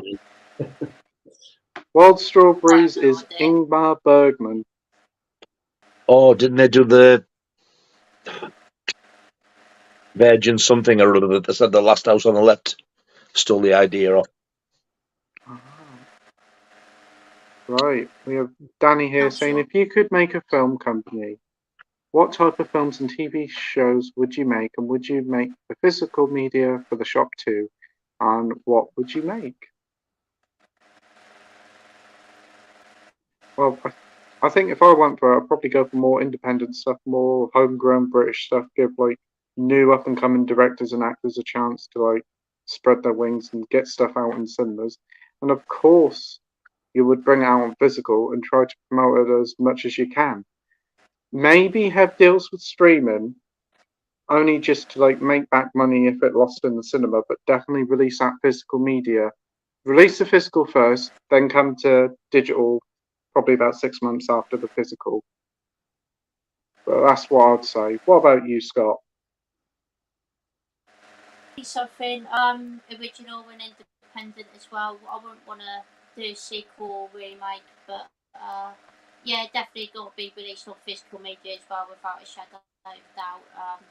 Yeah, definitely. Sounds good to me. What about you, Mike? Yeah, just same as you guys, really. Just something original, and yeah, obviously, like get it all released on physical as well. Absolutely. And Nige? Ditto. Awesome. We've got Peter saying, apparently I have to school these pesky British Bluetubers on Ingmar Bergman. Well, I am Swedish after all. Yes, you are. Swedish Peter. He also says, oh, and only Tinseltown, Trashy Lady, and Matinee Idol were porn out of all that stuff I ordered from Vinegar Syndrome. Oh, you remember the time on the streams where you and Coro would just talk about the different porn films you'd buy? I remember. He also says Creepshow 1 and 2 were awesome. Great stuff. Especially the first one. Yeah, first film's amazing, to be fair. One of my favourite films of all time. Will it be on Shudder, do you think? If the show's on Shudder? I don't know. I don't remember seeing the film. Not sure.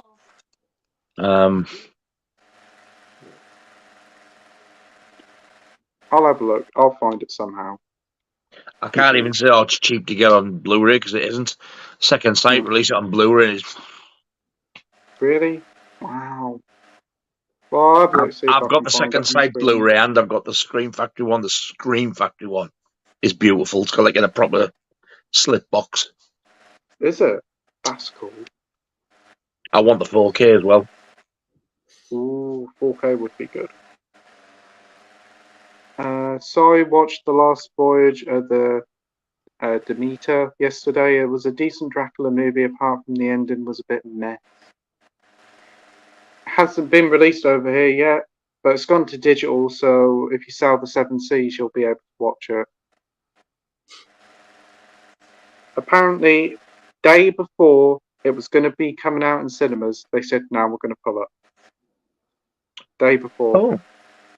So it was weird. I mean, I was like interested to see. I wasn't going to see it opening weekend, but yeah, it just went. Very odd. It'll probably come out about 6 months' time in the new year, bit like Pearl after the American release, and like they probably won't do very well in the cinema. It's an odd decision. Very weird. Peter says, yes, Mike, get rid of those services. You can do it. Edward says, what's your thoughts on Earth to Echo? Did he reply back? Back. Anybody seen Earth to Echo? I have no idea what he's on about. No. I've never heard of it. Earth to Echo. M3gan. Best to the two. M3gan's in the lead. Oh. Peter says, yeah, I already had the Arrow Blu-ray of The Incredible Mountain Man, but the 4K with slip from Vinegar Syndrome really cheap on the South. The slipcover version is almost sold out now. Very nice. It is so 70s, that film, but my God, it's just so enjoyable. I really enjoyed it. Mm. Yeah. It's actually quite effective as well, the effects in it. Yeah, Is it? it is. We've got quite Dr. Impossible's. I think I've seen a couple of clips of it, and it does look pretty icky. Yeah. Mm. Give me a solid Peter Medak film. Medak film. I would if I knew any. I'm He not did, too sure what that is. I think the film I know best from him is The Changeling, the horror film from like the early 80s. Oh, Jesus, I turned yeah, that Oh off. yeah, I've heard not good things about that. I enjoy it. All I've heard is good, and I'm the only one who I know doesn't like it. I was so bored, I turned it off. Mm. The opening scene in the snow was Yeah. brutal. I must admit, I was like, oh, you can't do that in the first few minutes. And they did. Yeah. And then after a while, I was like, do you know what? I couldn't give a flying fuck what happens here. I need to turn it off before I fall asleep. Mm. I think the only other film I know that he did is Species 2. Oh, if it was Species 1, that would be good, but I haven't seen the second one. Yeah. I've changed my mind. I can't give you the good film that he's made. We've got Dalboy here saying rescore. I would rescore any of the missing Ron Goodwin movie scores as they've been released only on a 1/3 of his music and destroyed all his music sheets once the movies were released. Who the fuck is Ron Goodwin? I'm not too sure. Don't know who's Ron Goodwin is. It must be pretty good. We've got Peter here saying Neon Talks film will probably post an unboxing video about a month from now, having gotten a fuckload of stuff from the mentioned Vinegar Syndrome Labor Day sales. Well, I'll look forward to watching that. If he does have a very Must admit, if I'd good have had funds, I'd have had a little cheeky dabble in that sale.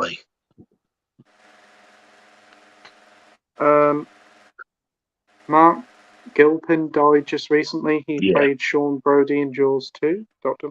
says, oh, very sad news there. And also, the little girl who points up to the shark tower and on about cheap wood, he goes, "It's a shark tower. I saw one in Florida. He's looking for sharks." That is Mark Gilpin's sister. And she died in, I think it was somewhere around about 2013 of cancer. Wow. And their other sister is the one who works in the radio station with Fraser. Really? Oh, wow. I can't remember the character's name. Ross? Yeah, Ross. That- I was watching Frasier last night. I was. Yeah, gosh, such a good program that. Well, yeah, she's Mark Gilpin, and what do they call the other one who died? If you ever watch Jaws 2, both of their names on the end titles. His sister in it, the little girl who points at Brody, her character name is Renee. Some years ago, I'm thinking, who the fuck's Rennie? There was nobody in called Rennie. That's why she's only in it for a few seconds. Really? Yeah, they both died. The youngest too, I think they are as well. Oh, that's shocking. Gary says, Such a "Good shame." evening, everyone." Hey, Gary. I like Gary. Hello, Gary.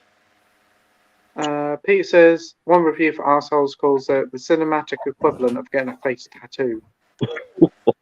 Oh, mate. Well, I hope you enjoy it. Didn't put you off ordering it.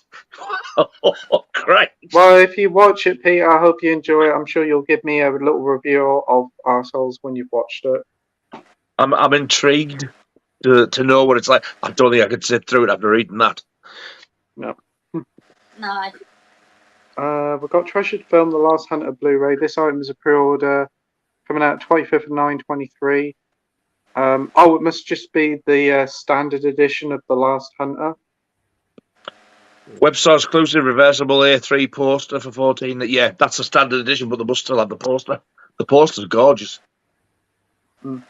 You get the new artwork on one side, then when you turn it round, it's like quad size. It's the UK Quad Certificate X on nice thick paper. You know, like what Arrow use. They're not glossy stuff, like the thick card stuff. It's on that. It's a really, really good release.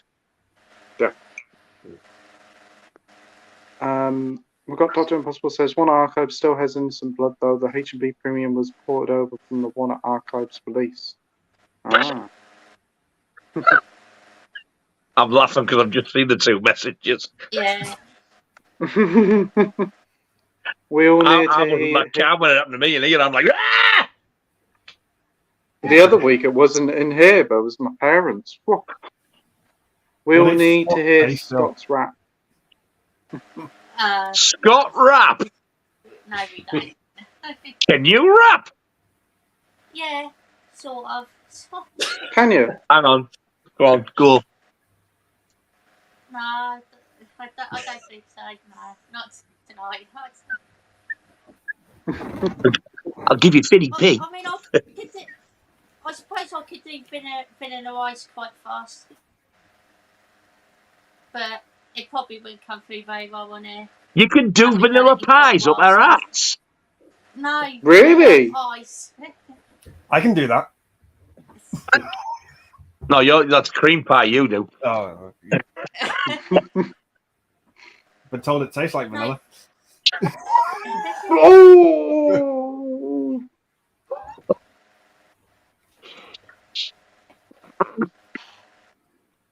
Dr. Impossible says Network had already lined up a new label for the Hammer releases.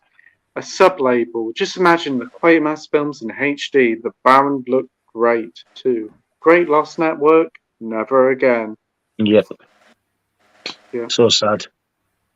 Very You can sad tell. stuff. You Yeah. can tell it's like hit everybody out because like this has been going on for months, and we're still like pretty pissed off about it. It's been a good 4 months, I think, since they've gone, and we're still talking about it. And hopefully, something will come out of it because it's still very much a mystery because we haven't got a real reason why they've gone. I don't suppose we'll ever find out now. No, I think it will all come out probably. Probably one of the ex-workers will talk about it on a forum or something, and it will come out eventually. But it's still sad. I don't think there was even any announcement or nothing, was there? No, it's just like people turned It on was the bang, website. oh, the and it was website's closed. down. What's going on there? That was it? Yeah. Very strange. We've got Edward saying, "What do you think? When do you think Indiana Jones and the Dial of Destiny will be on Disney Plus?" Before Christmas. I don't know. I don't know whether it will be on at Christmas or not because it still needs to get its money back. It's only just got on streaming. You got to pay 20 quid to watch it. But There you go. I won't bother, mate. It's not the greatest. It's all right, but you could live without it. Danny says Wizardora with Wendy Van der Plank as Wizardora. Wendy Van der Plank. What a name. What a bellhead! Yeah.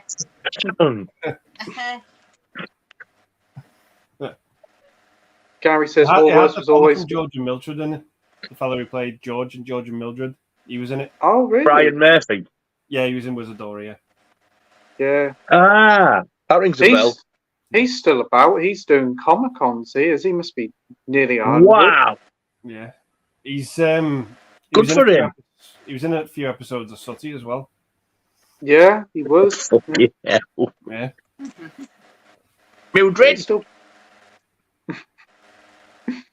Gary says Woolworths always good for physical media. Absolutely. Yeah. I completely agree. Yeah. 100%. Dalboy says CITV before 83 really didn't have a name. It was called Watch It. But my era of ITV children TV had no name as it was 70s, 80s and was a regionalised thing. Yeah. A lot of it was back then. Marvel fan says, Pete, My Parents Are Aliens is on ITVX. Yay. Yeah, I'll be up for watching that again, reliving some childhood memories, and then I'll be saying, oh dear, I can't believe I liked that. What the fuck was I doing watching that show?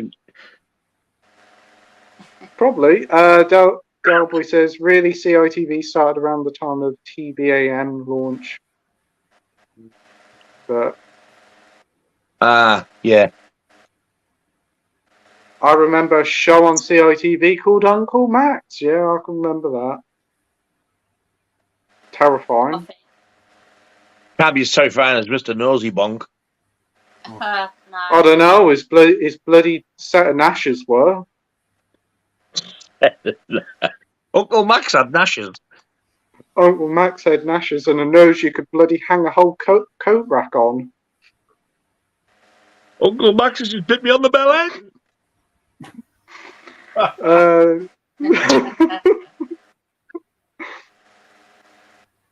Danny says Jason and the Wheeled Warriors. I've never heard of that one. There was one. Hey, images of the Warriors there all going on roller skates, but not that one gang, but everybody. Warriors. There was one, I can't remember what it was called, but it was like a kid and there were like these puppets, but they looked like humans and they all lived in a cave. I can't remember. Not tweenies. No. I can remember a couple of ones where they looked like humans. I can remember there was like a sort of rip on Toy Story. There was toys on the shelf and they'd only come alive at night.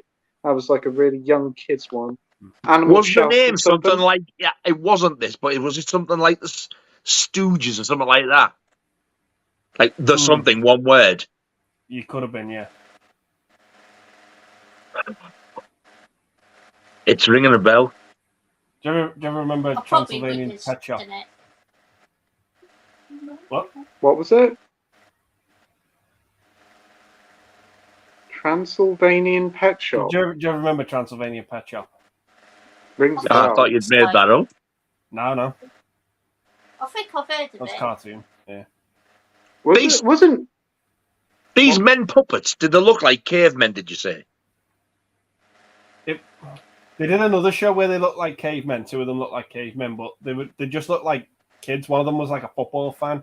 He had like a scarf, and then but they looked a little bit like puppets, and they all lived in this cave. I can't remember what it was called though.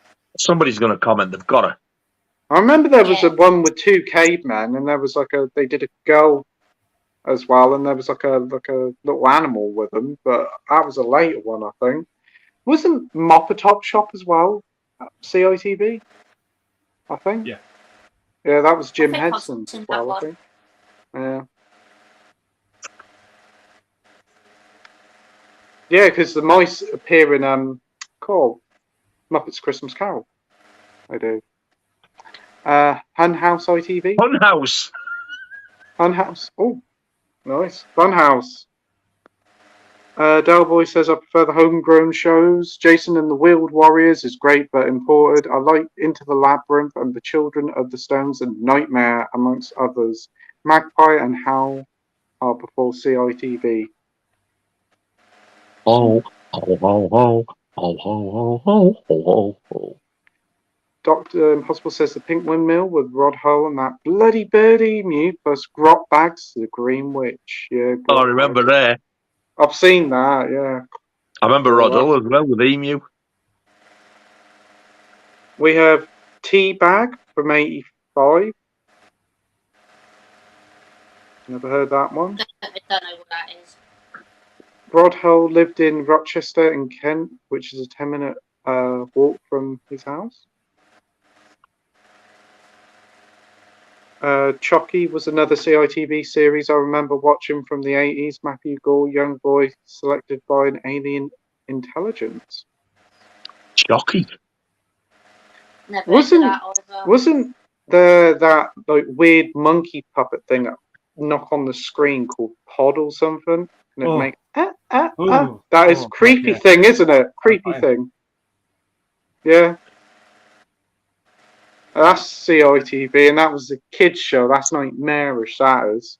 Got a little knitted jump on. He's got the most horrific little face he has. Horrible little bastard.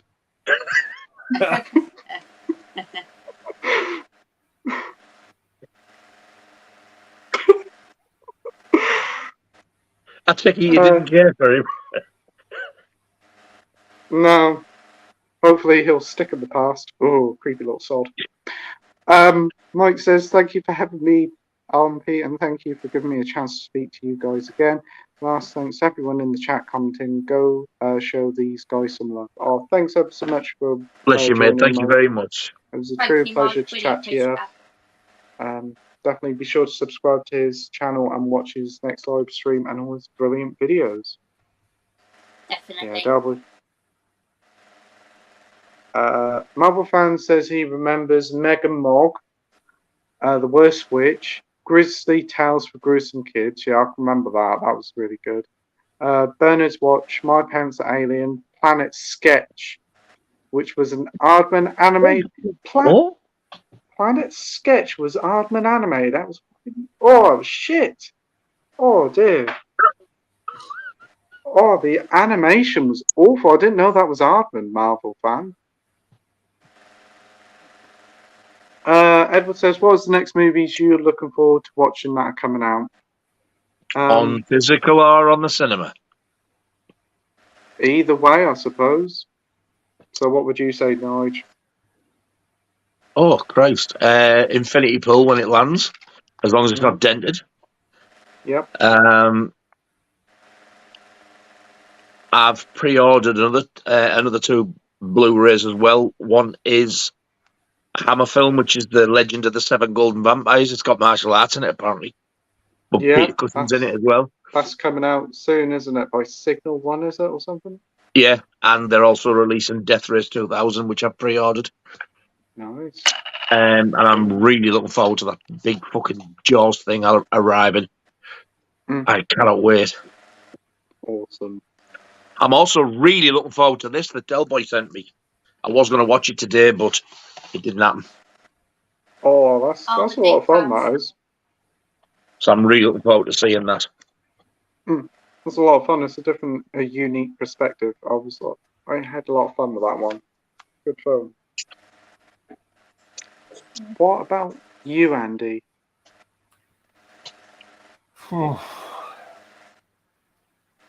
Nothing in terms of like new films, but Jesus Christ, September is just delivering in abundance with the physical releases. Absolutely looking forward to. Mask of the Phantasm, 4K of that. 4K Deluxe Edition of Enter the Dragon. I'm hopefully looking forward to getting my hands on the Film Vault editions as well. Yeah. Apparently, I ain't getting my Jaws one till November. What? What? Yeah. Where did you order that from? Wow. eBay, because it's sold out fucking everywhere else and I can't cancel it. Why November? Don't know. But there's people got it now. Yeah. Oh, fucking hell. I thought I had a bad do. I'm going to wait till like Friday or Saturday. What's going to be Saturday? That's bad. What about you, Scott? A couple of new releases come out in September I'm really looking forward to be fair. Obviously, the Psycho 4K box set, only seen the first 2 films, so looking forward to watching 3 and 4 finally, and hopefully I'll enjoy those. I'm getting Gregory's Girl on 4K, which I've never actually seen before, so I'm looking forward to watching that. Good I film. forgot about that one. Oh, God, I love that film. Yeah. I've heard it's great, to be fair. Looking forward to It is that one. fucking amazing. It was a good film. I think there's a couple others, but there's After Hours, which I think comes out October, which I think is 4K Criterion. So yeah, I'm going to get that as well. Yeah, that's good to see that's finally coming over here as well on UK. Yeah, A new film I'm looking forward to whenever it comes out is fucking Infinity Pool. Maxine. Yeah. That's the one I'm the most excited to see. Yeah. And what about you, Mike? Well, I've just been looking at like movies that are coming out for the rest of the year, and there's virtually nothing. I feel like there's just like nothing that interests me at all from now until the end of this year. So yeah, I can't answer that part of the question. But in terms of physical releases, that Enter the Dragon 4K, Mask of Phantasm, the Psycho box set. I've got that Carlito's Way 4K box set from Arrow as well. That looks pretty nice. Nice. Yeah, there's quite a lot. Yeah. Oh, good selection there.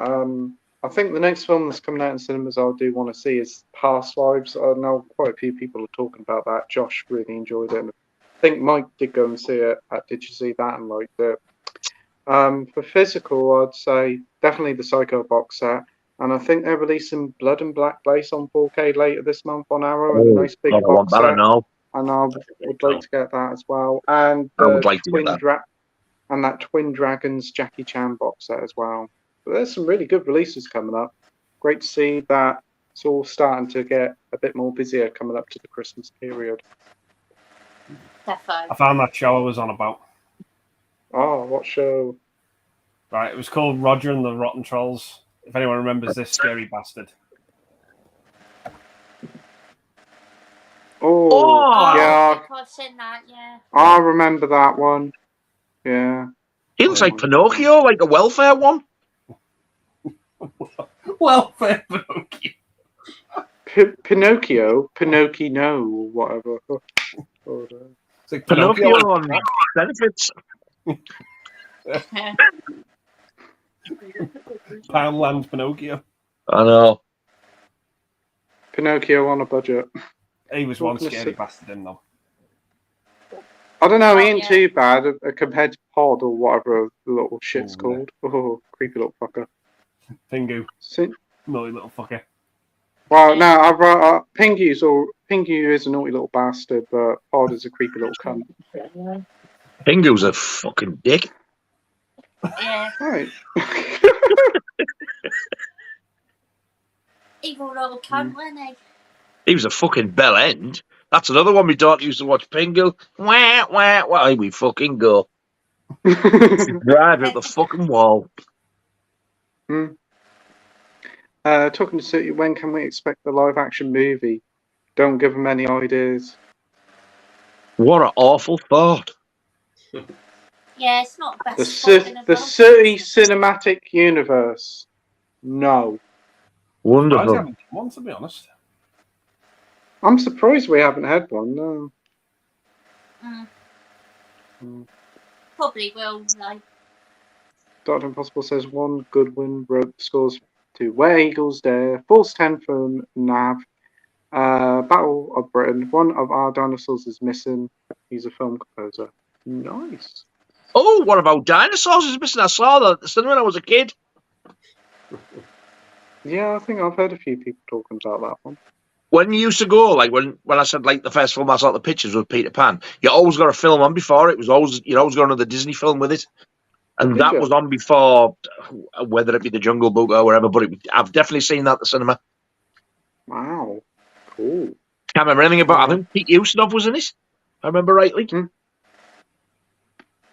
can remember the picture for the poster for it. It definitely does ring a bell. What about Dinosaurs? Fucking hell.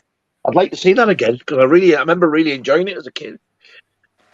Marble Pan says, I remember Jungle Run. Yes, yeah, that was pretty fun. Plus, Ron Goodwin wrote score to the film made in the 60s called The Trap. Its score's main title was used by the BBC for the London Marathon. Oh. Pod was Channel 4. Oh, God. Well, he can stay on. He can stay on Channel 4. Creepy little sod. Who remembers the Batpink cartoon? Yeah, I can remember that one. My wings are like a shield of steel, weren't it, or something? It's weird sort of cartoon. It was fucking cack. I hated Danger Mouse as well. And Banana Man. That was when animation started to turn to shit. What CBBC shows do you remember? That's a good one. Oh, fuck me. Now we've exhausted the Time Tease ones. You want the BBC as well? Grange Hill, Biker Grove. Play some Grange Hill in the 80s. Grange Hill, Biker Grove. I used to watch Live and Kicking on a Saturday morning when that was on. Yeah. With Philippe Flop. I watched it. When I got into it, the two presenters doing it when I watched it was Jamie Theakston and Zoe Ball. Oh, yeah, I remember Zoe Ball being on it. Yeah. She's only got a face a mother could love. And who could forget Chuckle Vision? Yes, Chuckle Vision. Me to you, me to What? you. Fuck off, you pair of ugly bastards. Yeah. The most classics. incompetent workers ever. Chuckle cunts. Do you remember the Raven as well? The Raven, yeah, that was a Yeah. really good game show. I used to like that I one. bet that, Blue yeah. Peter. Yeah, Blue Peter was okay, I Blue suppose. Peter. Wow. Here's the Tracy Island. You can make it home because you can't get it from nowhere else. I'm going to show you how to make this entire fucking statue of Big Ben using an egg carton and a sour prune. They used to do fucking wonders on fucking Blue Peter, didn't they? And an There's empty one I tin of made John earlier. West. I don't need recycling. You just need to watch old episodes of Blue Peter. That'll solve the recycling crisis. Shows how to do a blow up doll with a fucking hard boiled egg and a tatty masher. Wasn't? Oh, yeah, it was like what's her name? Sophie Alex Baxter. Her mum presented it, didn't she? Oh, what do they call it? Janet Ellis. Yeah, Janice Alice. Yeah. What about you, Scott? Can you remember anything on BBC? Yeah, I remember obviously ones you mentioned already. I'm pretty sure there's probably a few others as well, but my memory's not very good when it comes to shows like that. To be fair, it's been obviously years since I last watched them, so I wouldn't remember them by name. But I'm gonna have to head off now, guys, unfortunately, because I've got work tomorrow. So no worries, mate. It's an absolute pleasure talking to you, and be sure to watch Look at my Scott's stream on eye. Friday night. thank you, Pete. Really appreciate that. Yeah. So And take it's care, been great mate. to See be you on soon. again. See you soon, mate. care, guys. Great to have Speak you back, soon. mate. See ya. Bye. See you later. Bye.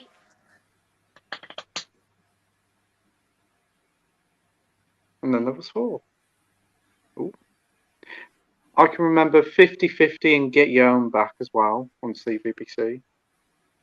That was quite fun. Arthur. Yeah, Arthur. Wow. Everywhere you go, they're walking down the street. Yeah. Queen's Nose. Queen. Oh, yeah, Queen's Nose. Demon Headmaster. Demon Headmaster, yeah. What was that one with Neil Buchanan? But it was like Funhouse, but it wasn't. Oh, Finders Keepers. Mm. Yeah. That was CITV, though. Yeah. Oh, was it? Yeah. Neil Buchanan. Oh, yeah. Yeah. And then you had Noel Edmonds' Multicoloured Sweatshop, whatever it's called. John Craven's News Round. Yeah. Yeah, News Round, yeah. I think Smart. that's, yeah, smart, yeah. That was The like music campus for or John something. Craven's News Round in the 70s was fucking ridiculous. Mm. It was so, you fucker, go on with your bongles. What about you, Mike? Can you remember any? Honestly, I must have a really bad memory, or I just didn't watch TV. I just don't remember any of these shows you guys are talking about. I don't know, they all fucking traumatised you to forget. Yeah. The Because only there one I was some shite. Yeah. There was like Dick and Dom. That was quite big in the Yeah, I early remember that, 2000s as well. Dick was quite big in the early 2000s. Yeah, he was in a bungalow as well with Dom. Oh, Dick and Dom in the bungalow. Are they now? Oh, dear. Dick, I thought you said Dick in Dom. Totally different show. Yeah. Online only, certain websites. But I remember there was this one about like a Viking or something, and he was frozen in ice or something, and then returned. Yeah. Yvonne of the Yukon, I think it was called. Yeah, I remember that. I remember that one. That was Wow. Thank fuck I don't remember that one. We watched one at school. I think it must have been BBC. I think it was called Through the Dragon's Eye. Yeah. Yeah, I've heard of that one before. Not Through the Dragon's Jap's Eye. Dave.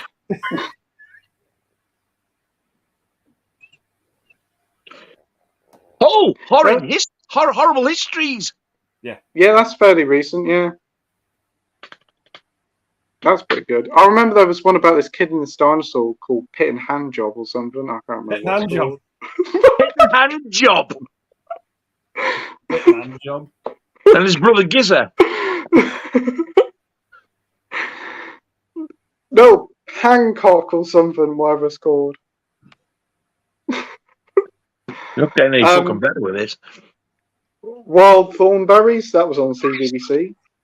Rugrats. Why not? Rugrats, yeah. Smashing. So many great shows from Too back many. in the... Yeah. Oh, amazing. Yeah. Quality stuff, Nige. Quality stuff. Fucking amazing. Shame if Network was here, then they could release them. Damn it. They could do a whole stream on talking about classic TV shows. Marvel fan says, Nige, you should check out photos of Mr. Blobbyland looks like when it's abandoned. Oh, that sounds creepy as fuck. That's because it is.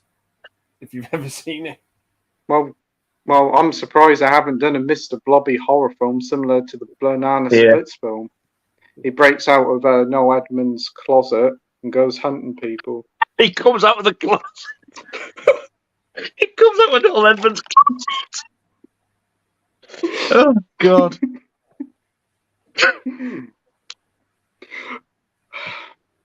Gary says, my anticipated release of the year is Second Sight's Chopper. Yeah. A lot of people looking for A lot of people are looking forward to that one. Is there a regular Blu-ray release of Batman Mask of the Phantasm? No, it's not. It's only in the set, isn't it? It's in the animated series set. But it's in the set. It's in the Blu-ray set.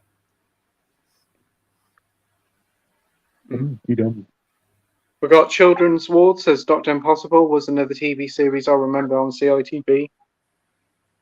Lord Benny wrote a few episodes for that show. That rings a bell. We got Edward saying Batman animated series is coming to Netflix on September 26th. That's cool. Cool. We've got Brett here from Yam Yam's Moving Pictures saying, watch you guys, hope you're well. Weather's blooming hot today, innit? Seen any good talkies this week? Yeah, we did watch a few films. We talked about that at the start of the stream, mate. But yeah, it's been hot today and it's supposed to be hot tomorrow and Friday. Joy. Yay. We'll be more on Sunday. It's fucking freezing. Where's the sun? Can't win. Yeah. Marvel fan. Pardon, what you say? I said it'll be snowing next week. Yeah, it will be. Yeah, I'll be up for that. Marvel fan says there was an episode of Pingu was banned. The seal was nightmare fuel for kids. Well, I saw the seal and Pingu and he weren't that scary. Nah, there was much more horrific things out there. I remember as a kid, Grizzly Tales for Gruesome Kids was quite terrifying. Yeah. It was like, wow, for a kid's show, this was quite dark. Or coming home from school and Zap come on and be like, you walk down the stairs, you turn around, and the TV show just blurts out that music. But I used to love watching that. Very odd. What about Goosebumps? Was that on the telly then? Yeah. Yeah, that was. Yeah. Fraggle Rock, HR, Puff and Snuff. Puff and Snuff. Puff and Snuff. Puff and Snuff. Rent a Ghost. Fuck me, I remember that.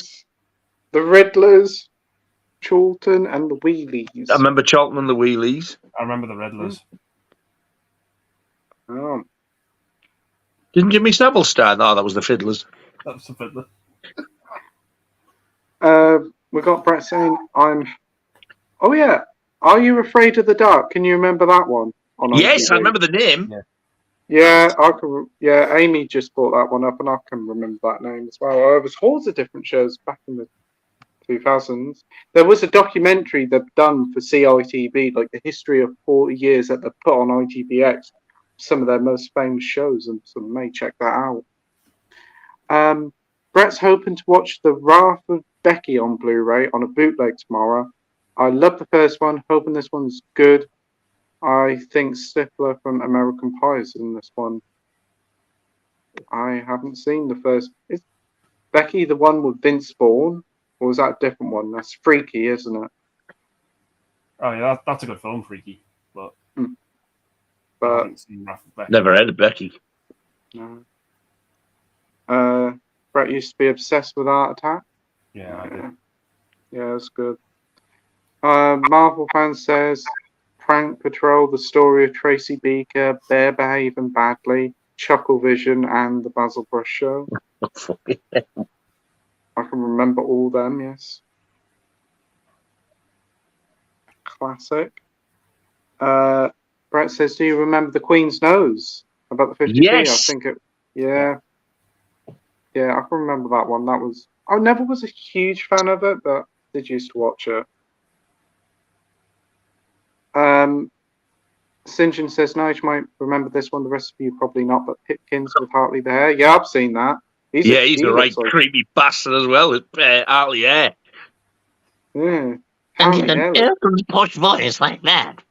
He used to talk like that, and you think, fuck off! Yeah, creepy he was. Yeah, the hair. He looked like he'd been fucking dead for about 50 years. Mangy, horrible little goofy cunt. They look like they found that in a charity shop that's been there for decades. Pipkin Hartley. What was is that the one with Top of the monkey? Don't know. That was fucking creepy as well. Press Gang was another one with Dexter Fletcher. Dexter Fletcher. He's the one who does all the McDonald's adverts now. Your barbecue sauce. Really? Oh. He's also the young who is in The Elephant Man. Yeah. He's sleeping in the room, is he? Yeah. So he directed Rocket Man, didn't he? Dexter Fletcher. Did he? Yeah. And he took over Bohemian Rhapsody when all that Bryan Singer drama kicked off. Wow. Yeah. Didn't even know he directed, to be honest. Mm. Yeah. Oh, no worries. He's just asleep on the floor in the living room. what? No, you just said he's asleep on the floor. Yeah. We got Soy says, I once tried to make a ski lift for my action man from a plastic milk carton, The Wonders of Blue Peter.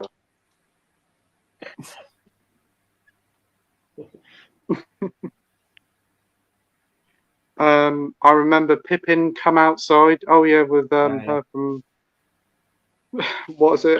From Open All Hours. Open All Hours. Yeah. Yeah. Just go in that plane with the dog and travel to new places. Danny says, Butter Moon, Play School, The Littlest Hobo. The Littlest Hobo. Oh my god, I remember that. That was Alsatian. Was it an Alsatian? Pigeon Street, Willow the Wisp, Remember Mysterious that? Cities of Gold, Super Ted, The Box of Delights, The Family Nest, Johnny Briggs, and Whack-A-Day with Timmy Mallette. And Whack a One Off. Play School, I used to love that even when I was older. Marvel fan remembers young Dracula trapped in MI High. I can remember them. That was when I stopped watching CBBC, I think. Danny says Jimbo and the Jet Set Nightmare, The Poddington Peas, Maid Marian and Her Merry Men, Bodger and Badger, and Round the Twist. Bodger and Badger and the Mashed Potato. I'm going to take her home and I'm going to bodge you and then I'm going to badger. Fuck me, man. He's gonna Roger her with his rotten troll.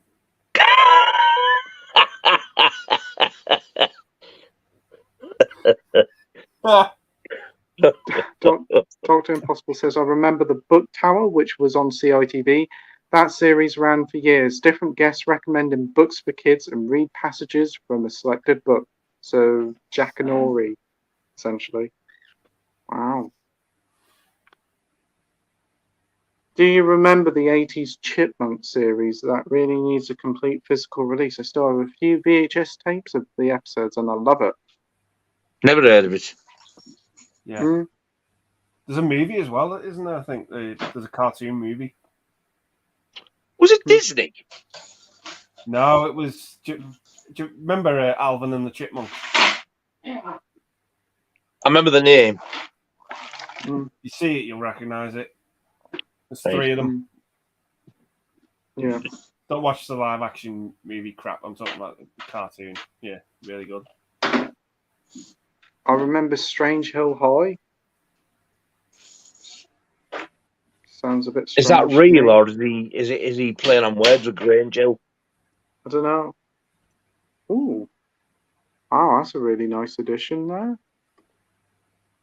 Gary just sent me a message of like a really nice set. I don't know what film is it. It looks like it's Pet Sematary, is it? Yes, Pet Sematary. Wow.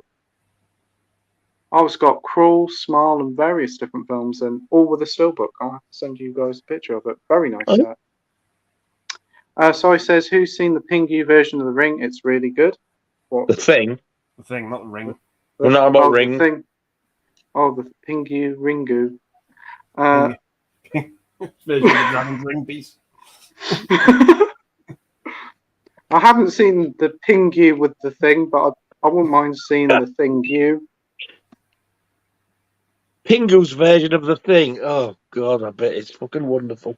This is the box set. Paramount Scares 4K box set. That looks really nice set, I must admit. Marvel fan says, I remember Pete shat himself over the black and white Teletubbies. Yeah. Pete shat himself over Pod, whatever he is, and Mr. Nosy Bong as well. Do I remember that when somebody said Google black and white Teletubbies? Yeah. Yeah. That was nightmare fodder. Yeah. Okay, what BBC Three shows do you remember? None. 3 points of lager and a packet of crisps. There's about the Mighty Boosh as well. Jesus, no wonder I can't remember. There was a dating show I remember on BBC Three where the 2 people went on a date, but they didn't know what each other looked like because they had like heavy makeup on, like monster effects. Oh, I remember that. Yeah.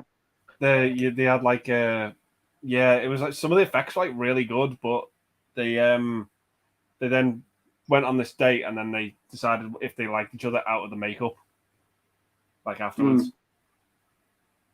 Very odd. Really weird. I can remember there was a comedy show around about the same time as The In-Betweeners called Coming of Age, and it was fucking awful. Oh. Most of the BBC. Oh, it wasn't Ideal with Johnny Vegas on BBC Three. That wasn't too bad. Yeah. The earlier stuff on BBC Three was all right. Something called Why Don't You? I remember that. Why don't you just switch off your television set and go and do something less boring instead? They all showed it the 6 weeks holidays. We got Brett saying, "Oh, he's gone." I haven't. I haven't gone anywhere. He's popped up. Did we go? Yeah. Yeah, it was on his end. Oops. Nope. US English have the best humour. English comedy is the best, especially the 70s, 90s, and early 2000s. Yeah. We got Marvel fan talking about BBC Three stuff. Ideal, How Not to Live Your Life, Lunch Monkey, Coming of Age. Oh my god. 2 points. White Van Man, Cuckoo, Pram Face, and Uncle. Pram Face. What kind of fucking name's that for a telly program? There was a comedy they did. I think it only lasted for a couple of seasons. I only watched a few episodes of it. It wasn't that good. It's like dog puppets. Mongrels. That was awful as well. Jesus. We got Dr. Impossible saying, great Disney film, one of our dinosaurs is missing. The original script was far more naughtier. Disney bought the rights, but Eunice Staub and Helen Hayes are top notch. Nanny's still dinosaurs in bone form. I thought Peter Ustinov was in it. Strange Hill High is a real show. Ran from 2013 to 14 on ZBBC, but the person who played Moss in IT Crowd plays a character called Templeton. That's probably why. Being Human's a good BBC Three show. Yeah, that was all right. That started off pretty good. Torchwood was pretty good as well. Marvel fan says, Andy, do you remember Spexy Beast, that show? That might have been it, yeah. Mm.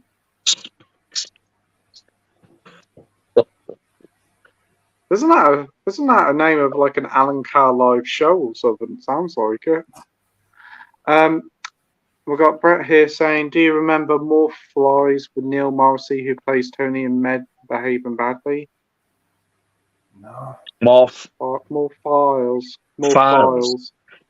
Isn't it just Morph from Smart? That's all the only thing I can think of, that little Play-Doh character.